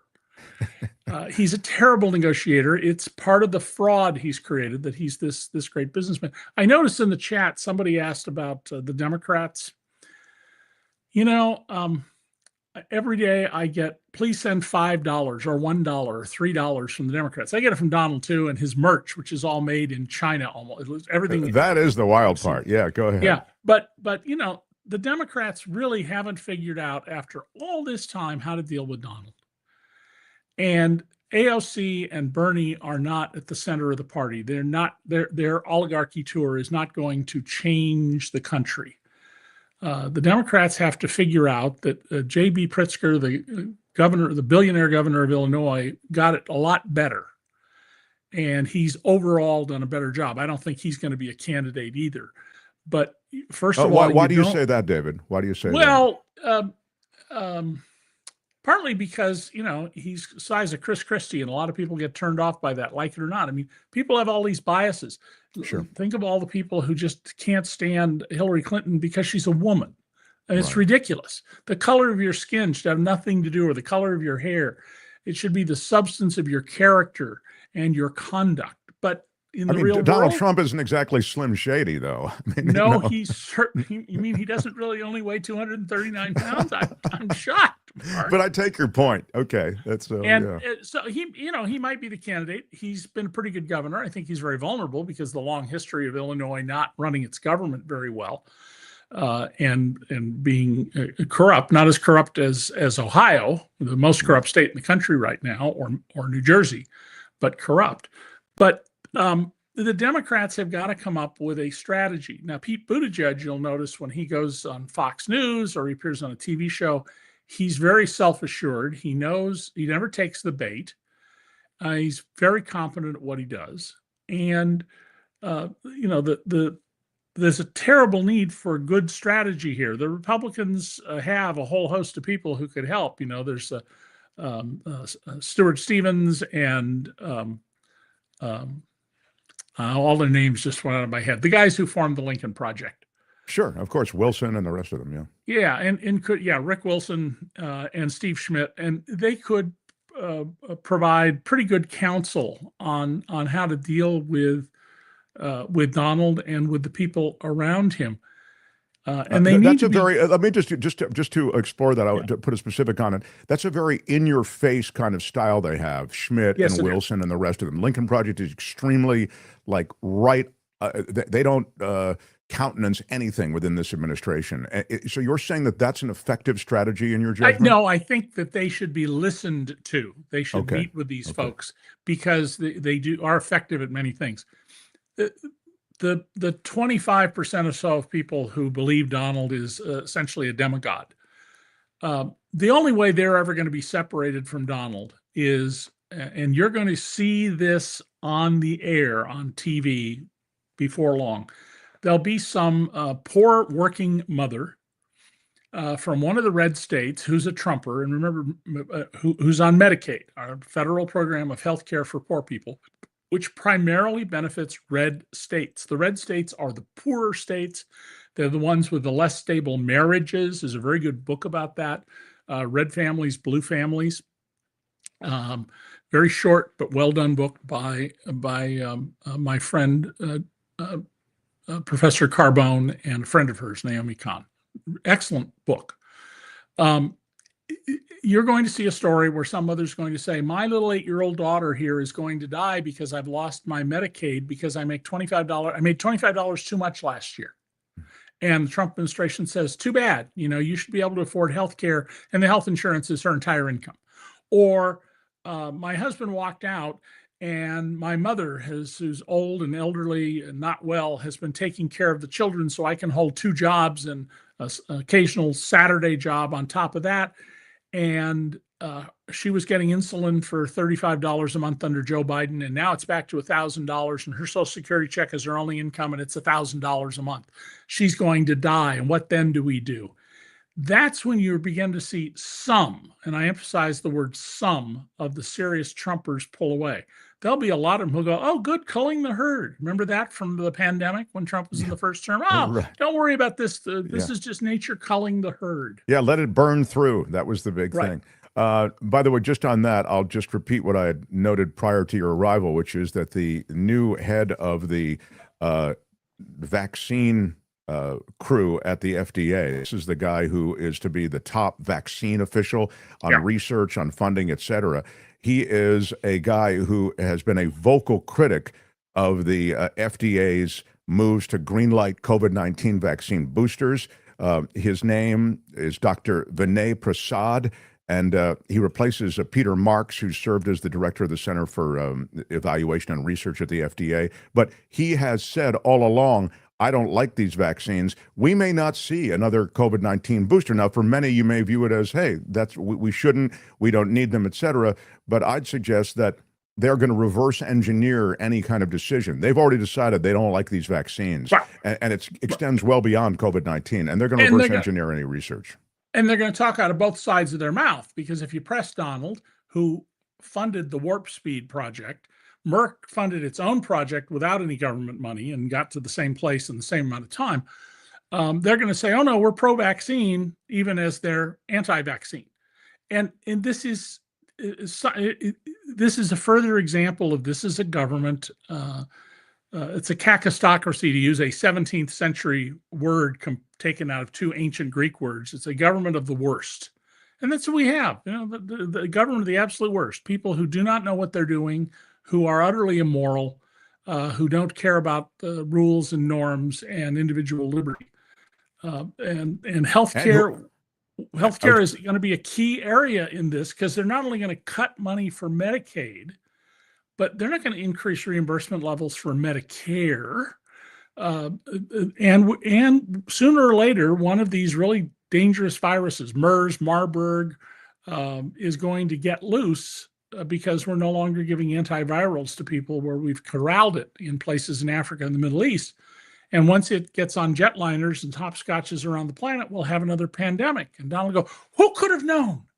And let's, remember, Barack Obama thought that the risk of a pandemic was so important that he had a White House team of about, I think it was 17 people, to make sure that they were in connection everywhere in the world, so that if anything looking like a pandemic started, bingo, we would be on it. And it was one of the first things in the first term that Trump shut down. It was one of the celebrated aspects of the CDC, that it brought together so many different researchers and medical experts from around the world. And you're right, how that message was not communicated to Trump. It's such an easy one. Hey, dude, we've got to fight this stuff over there so that it doesn't come over here. It's the same kind of terrorism threat.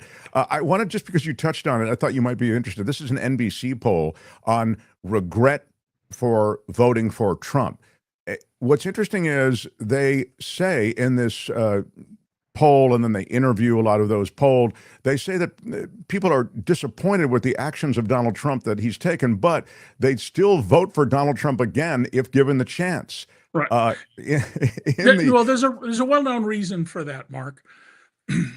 Con artists, and that's what Donald is. He's a con artist. He uses promises he's never going to keep, and lies that you don't detect as such, to trick you out of your money or your liberty or wherever else it is.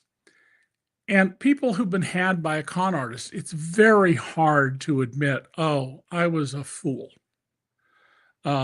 It's very painful for people. One of the con artists that I wrote about in the New York Times almost 30 years ago died in prison because a judge literally said to him, "Sir, if you will stop with this nonsense that you're presenting to the court and just acknowledge what your own attorney has revealed to the court, that you were the victim of a con artist scheme that wiped out you and all of your wealthy clients, I'll release you." And he couldn't do it. He died in prison. I mean, it's really hard. We've had several stories of husbands or wives who their spouse retires thinking everything is fine, and it turns out all the money went in a Nigerian prince scam or one of those other scams. And in a few cases, we've had one of the partners kill themselves rather than confront this. So it's very, very hard to say, "Yeah, I was a fool." Yeah, there's so much of our art. We need something called Con Artists Anonymous. It's sort of like EST, where people used to stand up and say, "Hi, my name is so-and-so, and I'm a-hole," and get up and say, I was a fool, as a movement. And, David, this happens all the time. These scams, the Nigerian prince type thing, the kind of stuff you're talking about, it happens all the time. My mother was defrauded out of tens of thousands of dollars. It was like $18,000. She was getting Target gift cards for some guy who said that, he was debugging her computer, and then she kind of bonds with him. She's an elderly lady. So it's craziness. But you're right. So much of yourself is wrapped up in the story of the con artist. Right. Even as we told my mother about it, she said, no. Bruce would never try to con me out of money. I mean, and my mother's a Fulbright scholar. She's a brilliant woman, but it does happen. Here's a question for you from the audience. Gregory Deckelman says, please ask about requiring banks to maintain pass-through digital dollar wallets. Is that a good idea? These digital dollar, like Apple Pay or Google Pay, can you speak to this? I don't know. I don't know. The person you might want to ask about that and give him some advance notice would be Bill Black. Bill was the just grade regulator in San Francisco for the federal government who figured out the savings and loan scam. And as a result, there were over 3,000 indictments and almost 900 high-level bankers, not little guys, but CEOs and managing directors, et cetera, went to prison over this. And Bill then went on to get a doctoral degree in criminology at UC Irvine and came up with the theory of control fraud, in which you get control of a company so you can run it as a fraud.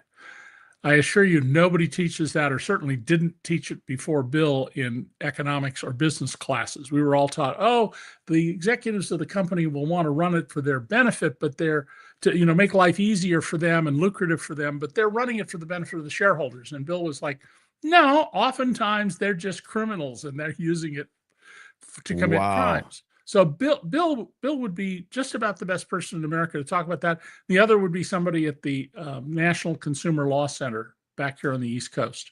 Okay, we'll follow up and we'll book someone on that. I mean, it's interesting because we do change the way that we do commerce now. Oh, yeah. Now there is so much of this digital pass-through stuff, so it's important. The other thing, if you want to just talk about grift, I've never seen, nor I'm sure have you ever seen grift on the scale that we are seeing it through the digital currencies that Trump has now created a huge buy-in, literal buy-in from the feds on. And he has a digital platform like a Coinbase thing. His family does, okay? It's run by his son, and it's also run by the son of one of his cabinet officials. His secretary's, it's not the guy who's doing the Witkoff, the guy who's doing the Russian negotiation. His negotiator for the Gaza war and the Ukraine war. Thank you. Donald has not filed his ethics statement, or at least I can't find it online. I can't find a news account about it. The last one he filed was in August. I'm not surprised he's thumbing his nose at the law about this, but he's supposed to file an ethics statement. Secondly, the Constitution says that the president and vice president may not receive any gift of any kind whatsoever from a foreign government or the states. And the states would include, because remember, the states are co-equal to the Constitution except for a few areas, cities and counties and mosquito abatement districts. Those are all creatures of the state.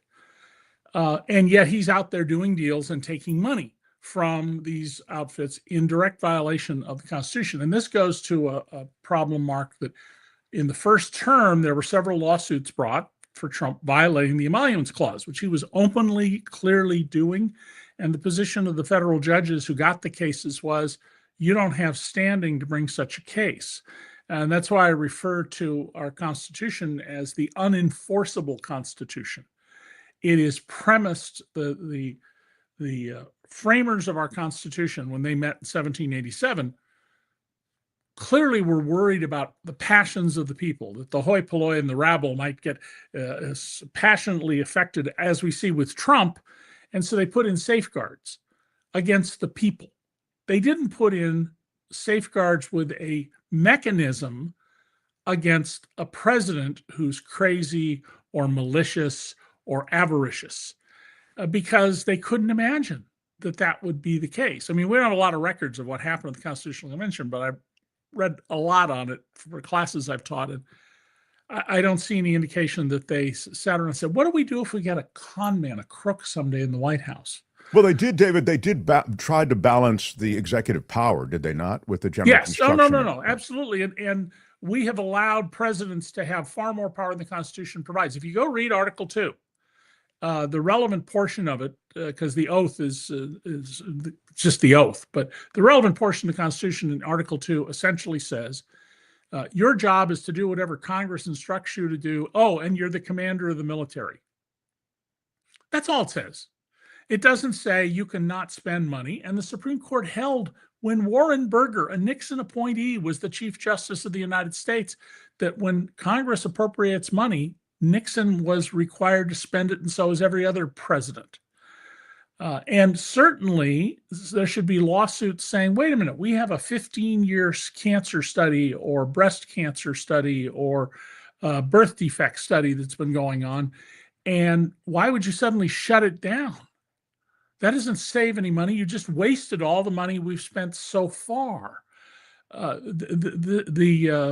think historians, and when we get all the records somewhere in the future, and it may be after you and I are both gone, are going to find out that, in fact, the real function of Doge was to protect Elon Musk from inquiry into his abusive tactics under the billions of dollars he has in federal contracts, to remove accountability and to get him new contracts and new avenues to make more money. It was simply a criminal enterprise posing as something would save the taxpayers' money. That is absolutely 100% correct. And it is demonstrably the case if you talk to those who were part of witnessing what Doge was doing. And I also think I'd add to that, and clearly you're right, even just based on the agencies he went after, in the order he went after them, they all had ongoing investigations or actual penalties that were being imposed on Elon Musk, EPA, USAID, et cetera. But he also was scraping and continues to have all of this personal information. It's presumed. I mean, we don't know, because even as they advertise transparency, it's just the opposite. That's the disinformation, that they advertise transparency. But I think he scraped all that information, David, from all of these, both taxpayers and at the IRS and even at these other agencies he's been part of. And what that allows you to do is create a Singaporean-style police state. If you go to Singapore, it's beautiful. It's just looks like a paradise. And so long as you're not crosswise with the government, things are fine. But you get crosswise with the government for any reason, and you will discover nobody sees the knife as it's plunged right into your back. It's a very effective police state because it has this nice outlook, but enormous power. In Singapore, they have the drawings for every building. They know where every electric outlet is in every building. It's astonishing what they have. And the reason they went after Social Security was the Republicans have wanted to kill Social Security from the get-go, 90 years ago this year. If they can screw up the payments, which will happen, then they can say, well, see, it doesn't work and we need to shut it down. And that, Steve Bannon, as with Medicaid, keeps warning the Trump people, don't do that. That will be a mistake. It'll blow up in your face. We'll see. It's the one part of government you should keep running so that you don't get that blowback. And running it smoothly, and recognizing that it runs on 1950s software, but it works. So why would you go through the time and expense to create modern software since you can make this other stuff work? That, whole thing about we're paying to 150-year-old Americans and all that thing, that was a software safeguard, actually, to put in 150 so that the checks weren't cut to those people. Yet they were dining out on that for a week. They're still talking about that as though it really is a thing. And the 11-year-olds getting Social Security who are orphans. Yeah. There's the function there that if you're a mom or dad and you die, well, your kids are young, the surviving spouse or whoever becomes the caretaker, they get Social Security money for you. None other than Paul Ryan, who ran for vice president and was Speaker of the House, a Republican from Wisconsin, says that the only way his family got through the years after his dad died was Social Security for him and his, I assume he has siblings, I don't remember. And yet Ryan went after entitlement programs pretty hard, as I recall. Oh, yeah. I mean, it's, they forget their past pretty quickly. And never called things like the right to defer paying taxes if you own a business 30 years into the future an entitlement. But if the law says you can do something, it's an entitlement. The difference between that kind of entitlement that I've exposed in my tax and other books and something like Social Security is you pay a tax for Social Security. You pay a tax for Medicare. Being able to defer your income tax into the future, which is a zero interest loan from the government. That's the benefit you're getting. And there are people out there with billions of dollars of zero interest loans from the government whose value is being eroded every year by inflation. They didn't pay anything to get that They're entitled without paying. The rest of us, we paid, and we should be entitled to collect. It's corporate welfare, and there it is. David, thank you for your time. You're always so generous. Look forward to next week, and thanks for Take everything. care. All right, David Cay Johnston, everybody. Good stuff. The Mark Thompson Show. It was great. I loved it. How would you handle this? We could try ignoring it, sir. Morning. You cannot say you love your country. Where are my weed smokers at? Stay at home and get baked. Right on. Thank you for being with us. We are live and with you every day, Monday through Friday, as we continue to observe the ship of state. It's not all Trump all the time. We've talked about the environment. We've talked about other stuff, but obviously this is an administrative world right now, an administrative state that has been taken over by a group that has serious change in mind, and so it's worthy of some focus. Jim Eaton, love this show. Thank you for the $2 super sticker. Mike Hendricks with a $10 super sticker. Thank you to both of you. Appreciate that. Gregory Deckelman. We asked already David Cay Johnston about that, but thank you for the $5 super chat. Eugenio de Arnal, a $5 super sticker. Big shout out. This is our Spring Ka-Ching fund drive as we try to keep this channel on the air. Thank you for all your support. Thank you for bringing us David Cay Johnston, says Adrienne Foster. Thank you, Adrienne, for recognizing David as the asset and the jewel that he is, and we will continue to bring him to you as long as he will sit down with us and share his time. Abby Rosenberg with a $10 super sticker. Thank you, everyone who's been so great and really answered our call as we're in a bit of a fiscal crisis. It's not anything of our making. It's we've become really dependent on this platform to provide ad dollars that support us. And with the bottom falling out of those ad dollars, we really count on our audience to try to make up the gap, frankly. And so that's why we come to you with this Spring Ka-Ching pitch and our effort to try to get a fundraise here in the spring. All right, Kim, without any further delay, although delay is what we love to do.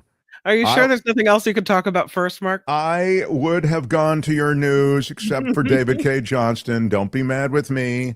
We love our David Cay Johnston.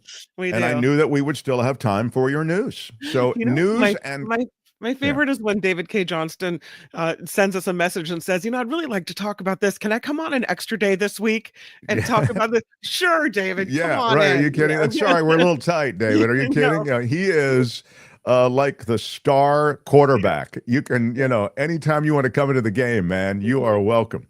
Yeah.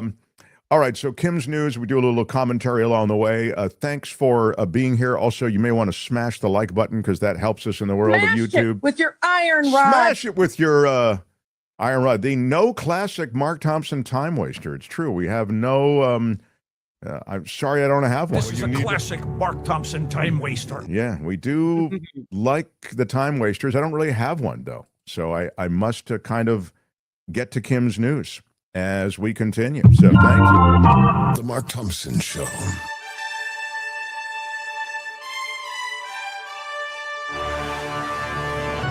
On the Mark Thompson Show, I'm Kim McAllister. This report sponsored by CoachellaValleyCoffee.com. Canada is not for sale. Newly elected Prime Minister Mark Carney delivering that message today during an Oval Office meeting with President Trump.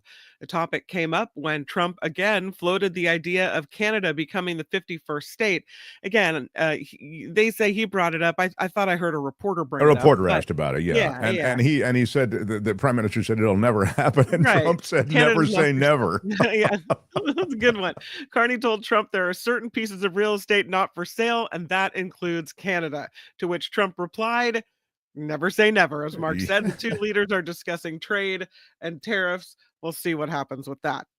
President Trump says no, he's not paying for high-speed rail line planned between Los Angeles and San Francisco. Speaking from the Oval Office, Trump cited billions of dollars in cost overruns and called it totally out of control. He said he has instructed the Department of Transportation to rescind about $4 billion in federal funds earmarked for this project in California. Trump joked it would cost less to shuttle people between the two cities in limousines. Not paying for that. The Supreme Court is allowing President Trump to implement this ban he wants to put on transgender people serving in the military. The justices granted an emergency request from the White House to get rid of a nationwide injunction that had blocked this policy while litigation takes place. All 3 liberal justices dissented. 7 transgender service members had sued to block the order made by Trump. Separately, the U.S. Court of Appeals in Washington, D.C. put a ruling on hold from a judge that also blocked the nationwide ban while it heard arguments and has yet to rule.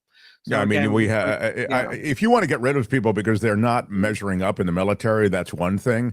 But the idea somehow that you get rid of them because of their transgender, I don't get that. I really don't. This isn't a swimming meet. This isn't to the other stuff that I hear you're talking about.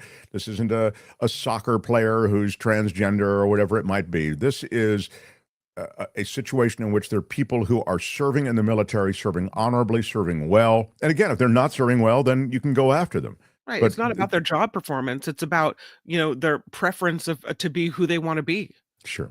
And does that mean you can't do a good job because you prefer to be a man or a woman? I mean, David Cay Johnston really kind of stated it bluntly when he talked about a misogynist, racist guy who's running the Pentagon and who is very much consistent with the general tenets of the administration and biases of the administration. I think that's fair. Well, and we heard that that's why he's getting rid of those generals. Didn't mean to interrupt, but if you see, that was in the context of the generals. You said, look at who he's getting rid of and see who he replaces them with if he does. Hegseth just disbanded this program at the Pentagon that would allow women to be lifted up in the Pentagon. And it was a program that was approved by the Trump administration, and he called it a woke, thing that needed to go. And it was proposed by Kristi Noem. So it doesn't matter, that if it's perceived by him to benefit women or people of color, it's out. It's gone. Well, he went after the U.S. Coast Guard chief, remember, right away, a woman. Mm-hmm. And I mean, it was early. I mean, it was in January. It'd only been, I think the inaugural parties were still going on when he went after her. So, I mean, and removed her. I mean, remember, she removed her summarily, went into her house, gave her no time to pack anything up. It was awful. I mean, it was just, it was designed again to be deliberately cruel. After all the years of service. Right. Yeah. Treasury Secretary Scott Bessent says the United States is not engaged in trade negotiations with China as of yet. Bessent making the comment while testifying to lawmakers on Capitol Hill today related to Trump's budget request. The Chinese officials have said in recent days that they are assessing U.S. proposals to start talks.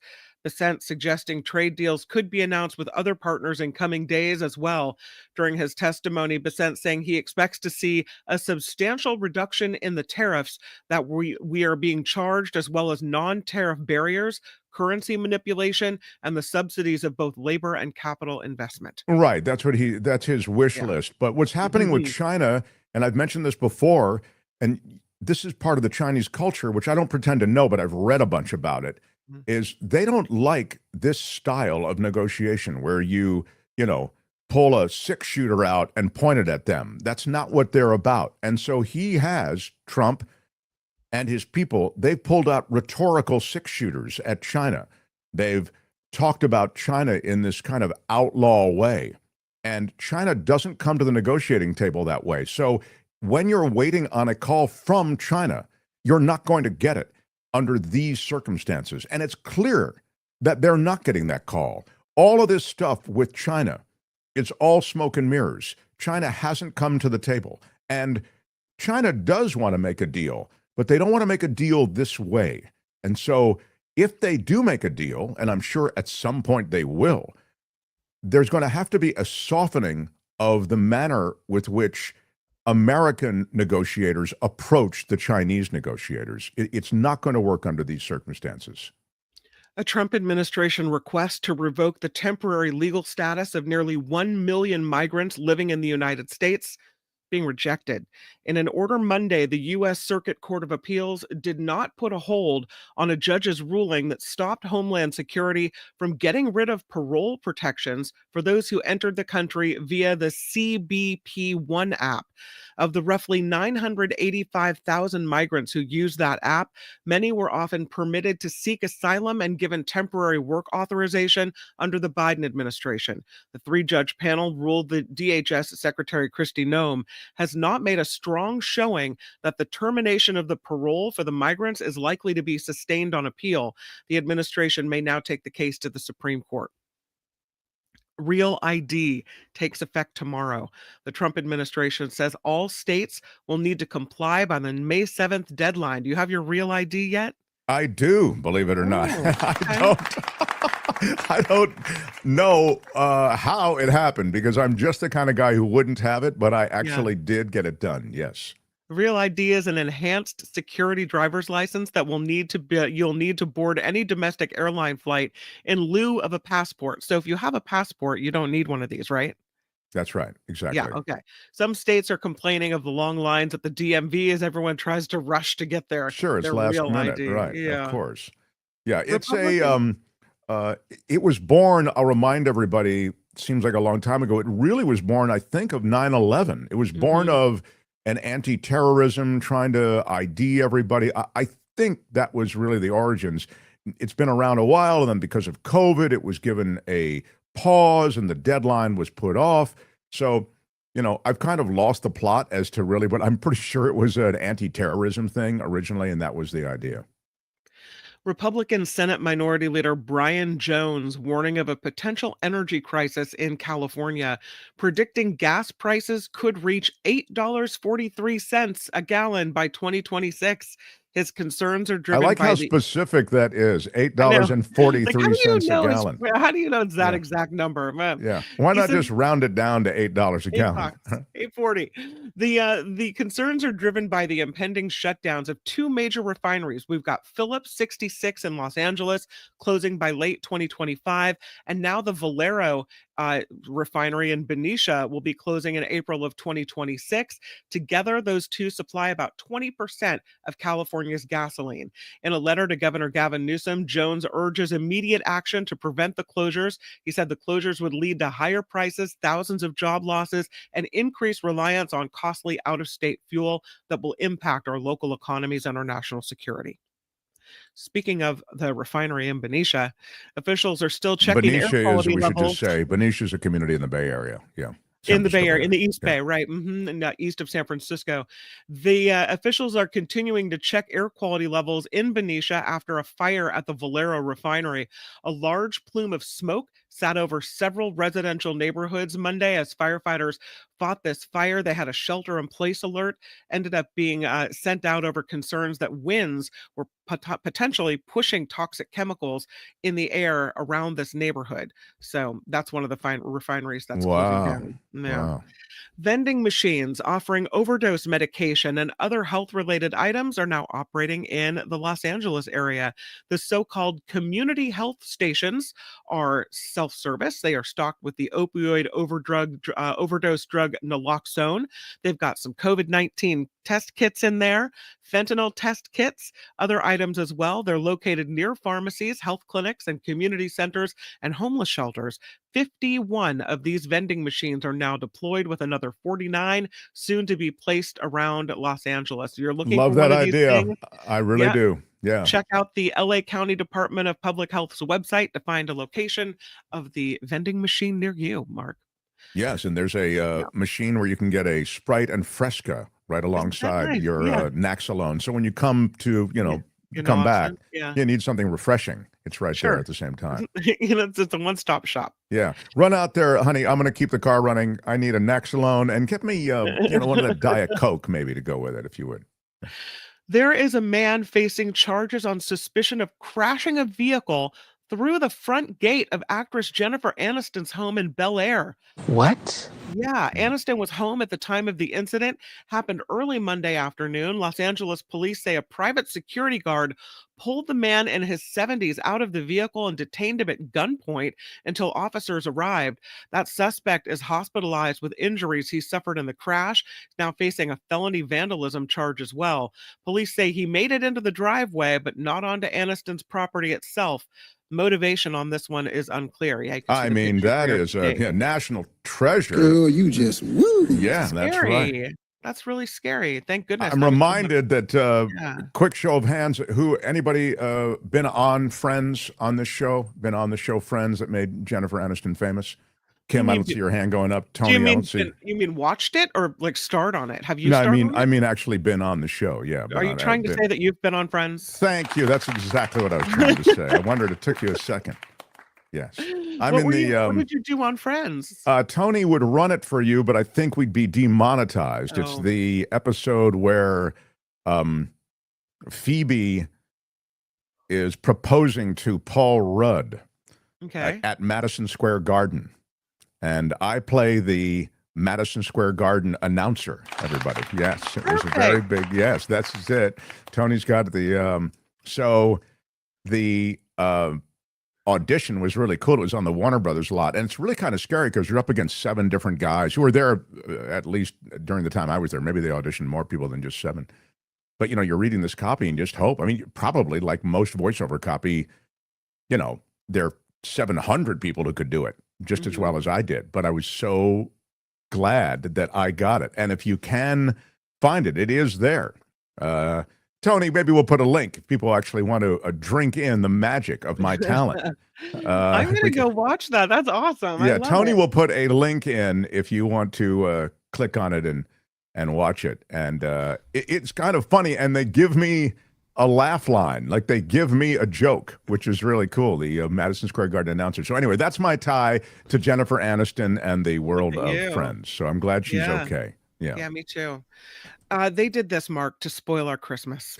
Toy maker Mattel is warning customers of upcoming price hikes because of the tariffs. CEO Ynon Kreiz says he does not foresee toy manufacturing coming to America. Rather, he says, the company expects to raise prices in the United States to offset the 145% tariff on Chinese imports. So Mattel. Someone did this to spoil our Christmas. Thank you. That's exactly right. That is terrible. Yeah, I know. That's you start messing with my Mattel toys, and you hit me where I live. You only need 2 of those dolls, not 30, Mark. Okay, so just keep it in check. Stop your spending, your crazy spending. Yeah, I you know what I should just do is just for Christmas. I love Tesla. Yeah, get a little Tesla. Yeah. First Lady Melania Trump is helping unveil a postage stamp honoring for a late former First Lady Barbara Bush. The First Lady will host a ceremony at the White House Thursday featuring the first look at this U.S. Postal Service stamp dedicated to the wife of late former President George H.W. Bush, the Barbara Bush stamp. I didn't know we had a post office anymore. Do we still use stamps? I guess we do in the last few months of America. We are going to be able to use these commemorative stamps. Good for them. Yeah, that's the way it goes. Yeah. And this report fantastic. Okay. Well, is sponsored. I'm going to say, because you've already done the coffee today, I'm going to say this report is sponsored specifically by tea. Coachella Valley tea. Yeah, take a sip of that tea. Good. So many different flavors from Moroccan mint to my favorite vanilla. They have a chai tea. They have so many good options. Please check them out. It is at CoachellaValleyCoffee.com. And the teas are amazing. They also have really environmentally sound tea bags you can get there as well. So please check it out, CoachellaValleyCoffee.com. And as an exclusive benefit to being a Mark Thompson Show listener, CoachellaValleyCoffee.com offers you 10% off of your total, whatever it is you're buying, whether it's the coffee, the tea, the merch, what have you. They even have clubs where you can get a certain coffee of the month. Fantastic. Yeah, check it out. And then when you get to the end, enter Mark T, no spaces, at checkout, and you get your discount. I'm That Kim McAllister. is true. I've never seen anything like it. I know. Right? I'm pretty great. I'm going to have another sip also, just because Are Kim you? reminded me of how Yeah. delicious it is. It's right here on my There we right. go. I'll take some too. Oh, we got to order it today. CoachellaValleyCoffee.com. It's the Mark Thompson Show. Yeah, nice job, Kim, with a fine job. I don't know what to say, except that was a fine job. Hey, which one do you use, Mark Thompson? Use Mark Thompson. The Mark Thompson Show.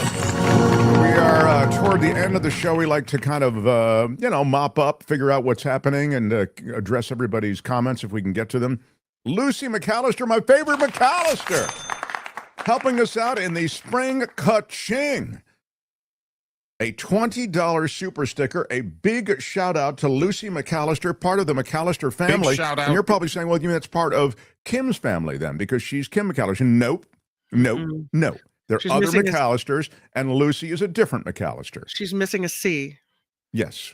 Look, Yeah. I don't want to say she's a better McAllister. I'm not in the business of evaluating people. She's a McAllister, Yeah, and I'm you- a McAllister. Well, There is a difference, however subtle Who it is may be. having that conversation? Yeah, I don't think that distinction is being pointed out by many. We do share the same tartan plaid in Scotland because we're all from the same clan. So, Have you been to Scotland? I haven't. I But studied there. I should go. Oh, wow. I'm I jealous. studied at Stirling University in Stirling, Scotland. It was really quite an experience and special place. And the other thing is, as I recall, during the time I was there, it was summertime, so the sun doesn't set because it's pretty north, till like 10:30 at night. So it's just a weird thing. You're walking out of the pub and it's still bright, and you're 5 pub servings in. Anyway, Lucy McAllister, big shout shout and out. thank you very much for your support during Spring Ka-ching. Are you of Scottish ancestry? No. I was just studying there. I studied overseas for a brief time. Right. Yes. As you're aware, I don't like to lord it over anyone. Oxford University. Thank you very much. Love the two. David says Millie Marler, a $10 super chat. Kay and Cats. It doesn't get better. I'm telling all my friends in the Eden area, in the Indivisible, there's Eden Area Indivisible. That's a group of political activists, the Indivisible movement across the country. Eden Area Indivisible in Castro Valley to tune in today. That's in Castro Valley, California. Shout out to California. The 4th biggest economy in the world, all you Californians. It's kind of exciting. Big shout out. Millie, thank you for being part of our Spring Ka-ching, too. That's how we grow the show, with people, word of mouth. Pass it on to people you think would like it. We've got to get it done.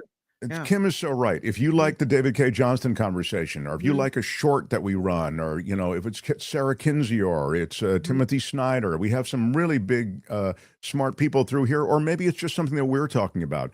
Please share the show on your social media. It's the way that we grow our footprint. Inlays with a $5 super chat says, every time I hear a half-truth or non-truth about Social Security, I'll be emailing a person to talk to. Today will be the second email. Boring maybe, but we need facts.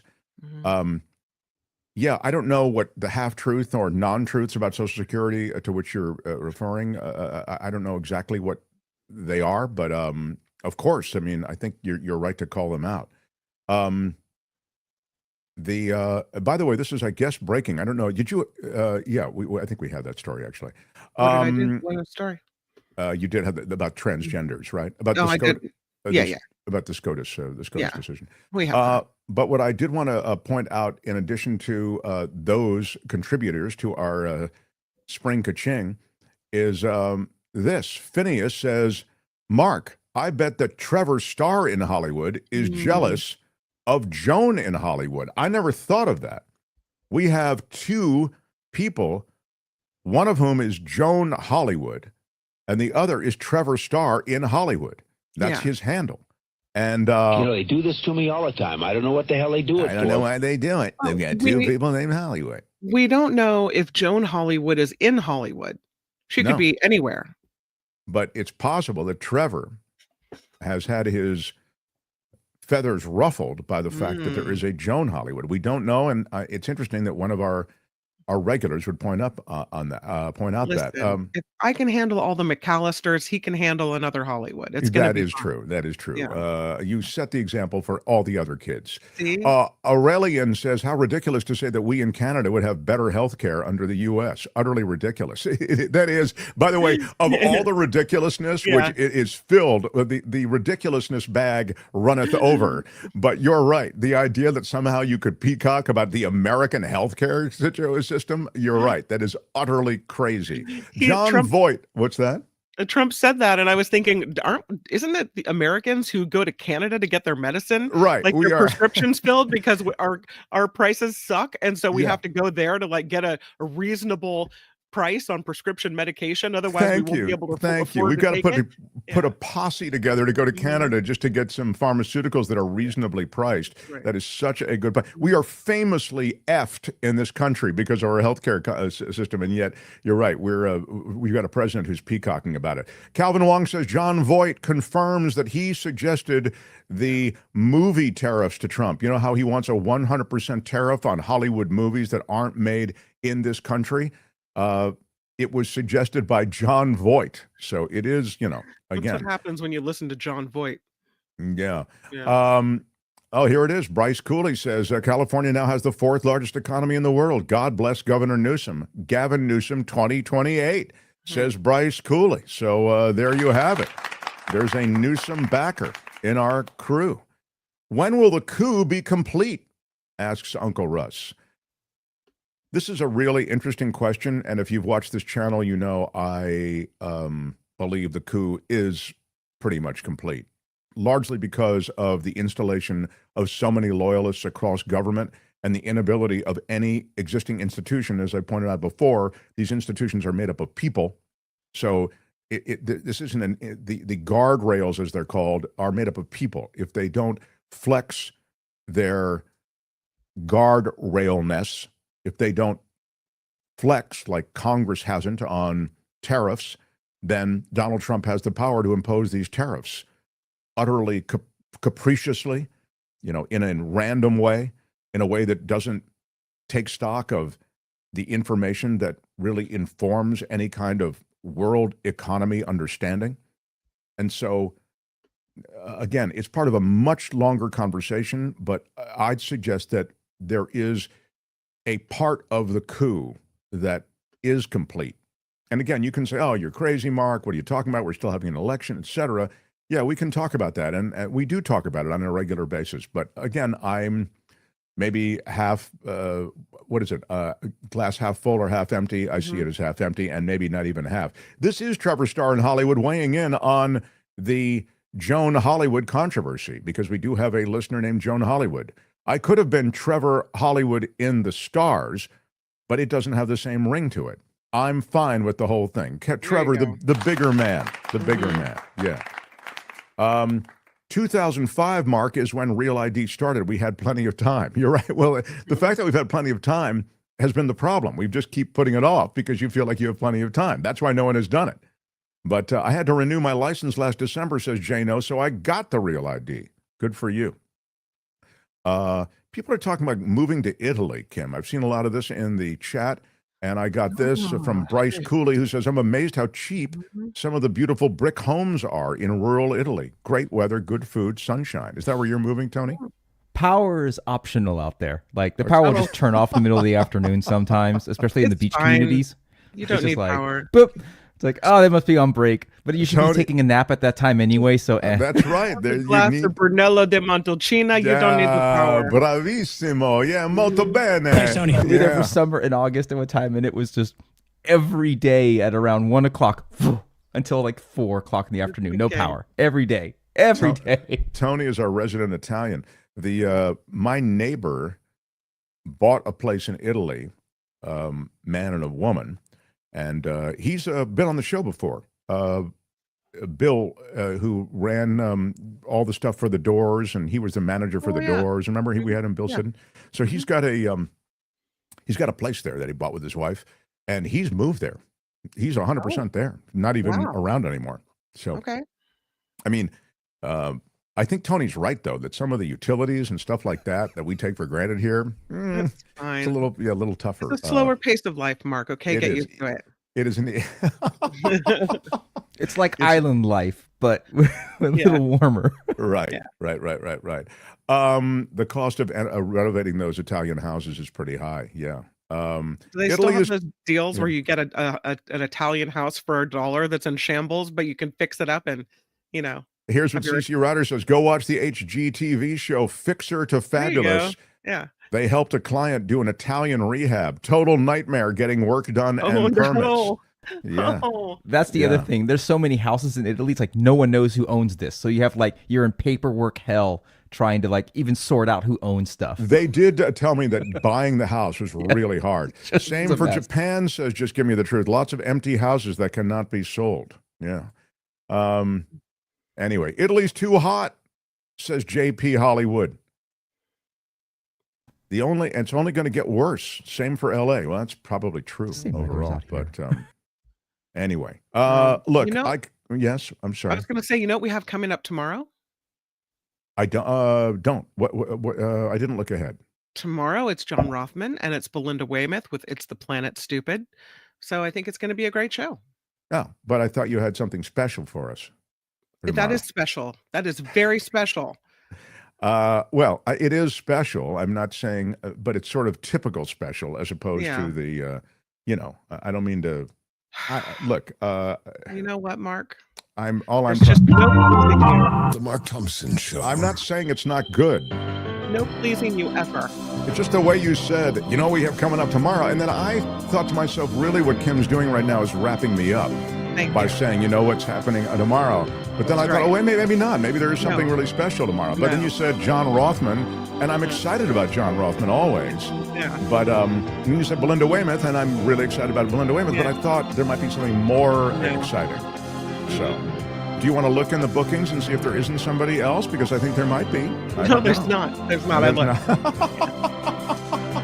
I came prepared. Well, I love that we've had this time together, and I think we've learned a lot about ourselves. We've left it all on the field, but there's even more that we can bring to the field tomorrow, so I hope you'll join us then. Please share the show. Thank you for participating in our Spring Ka-Ching, and go to the After Party Live and join Kim, if you would. I'm Shadow Stevens for The Mark Thompson Show.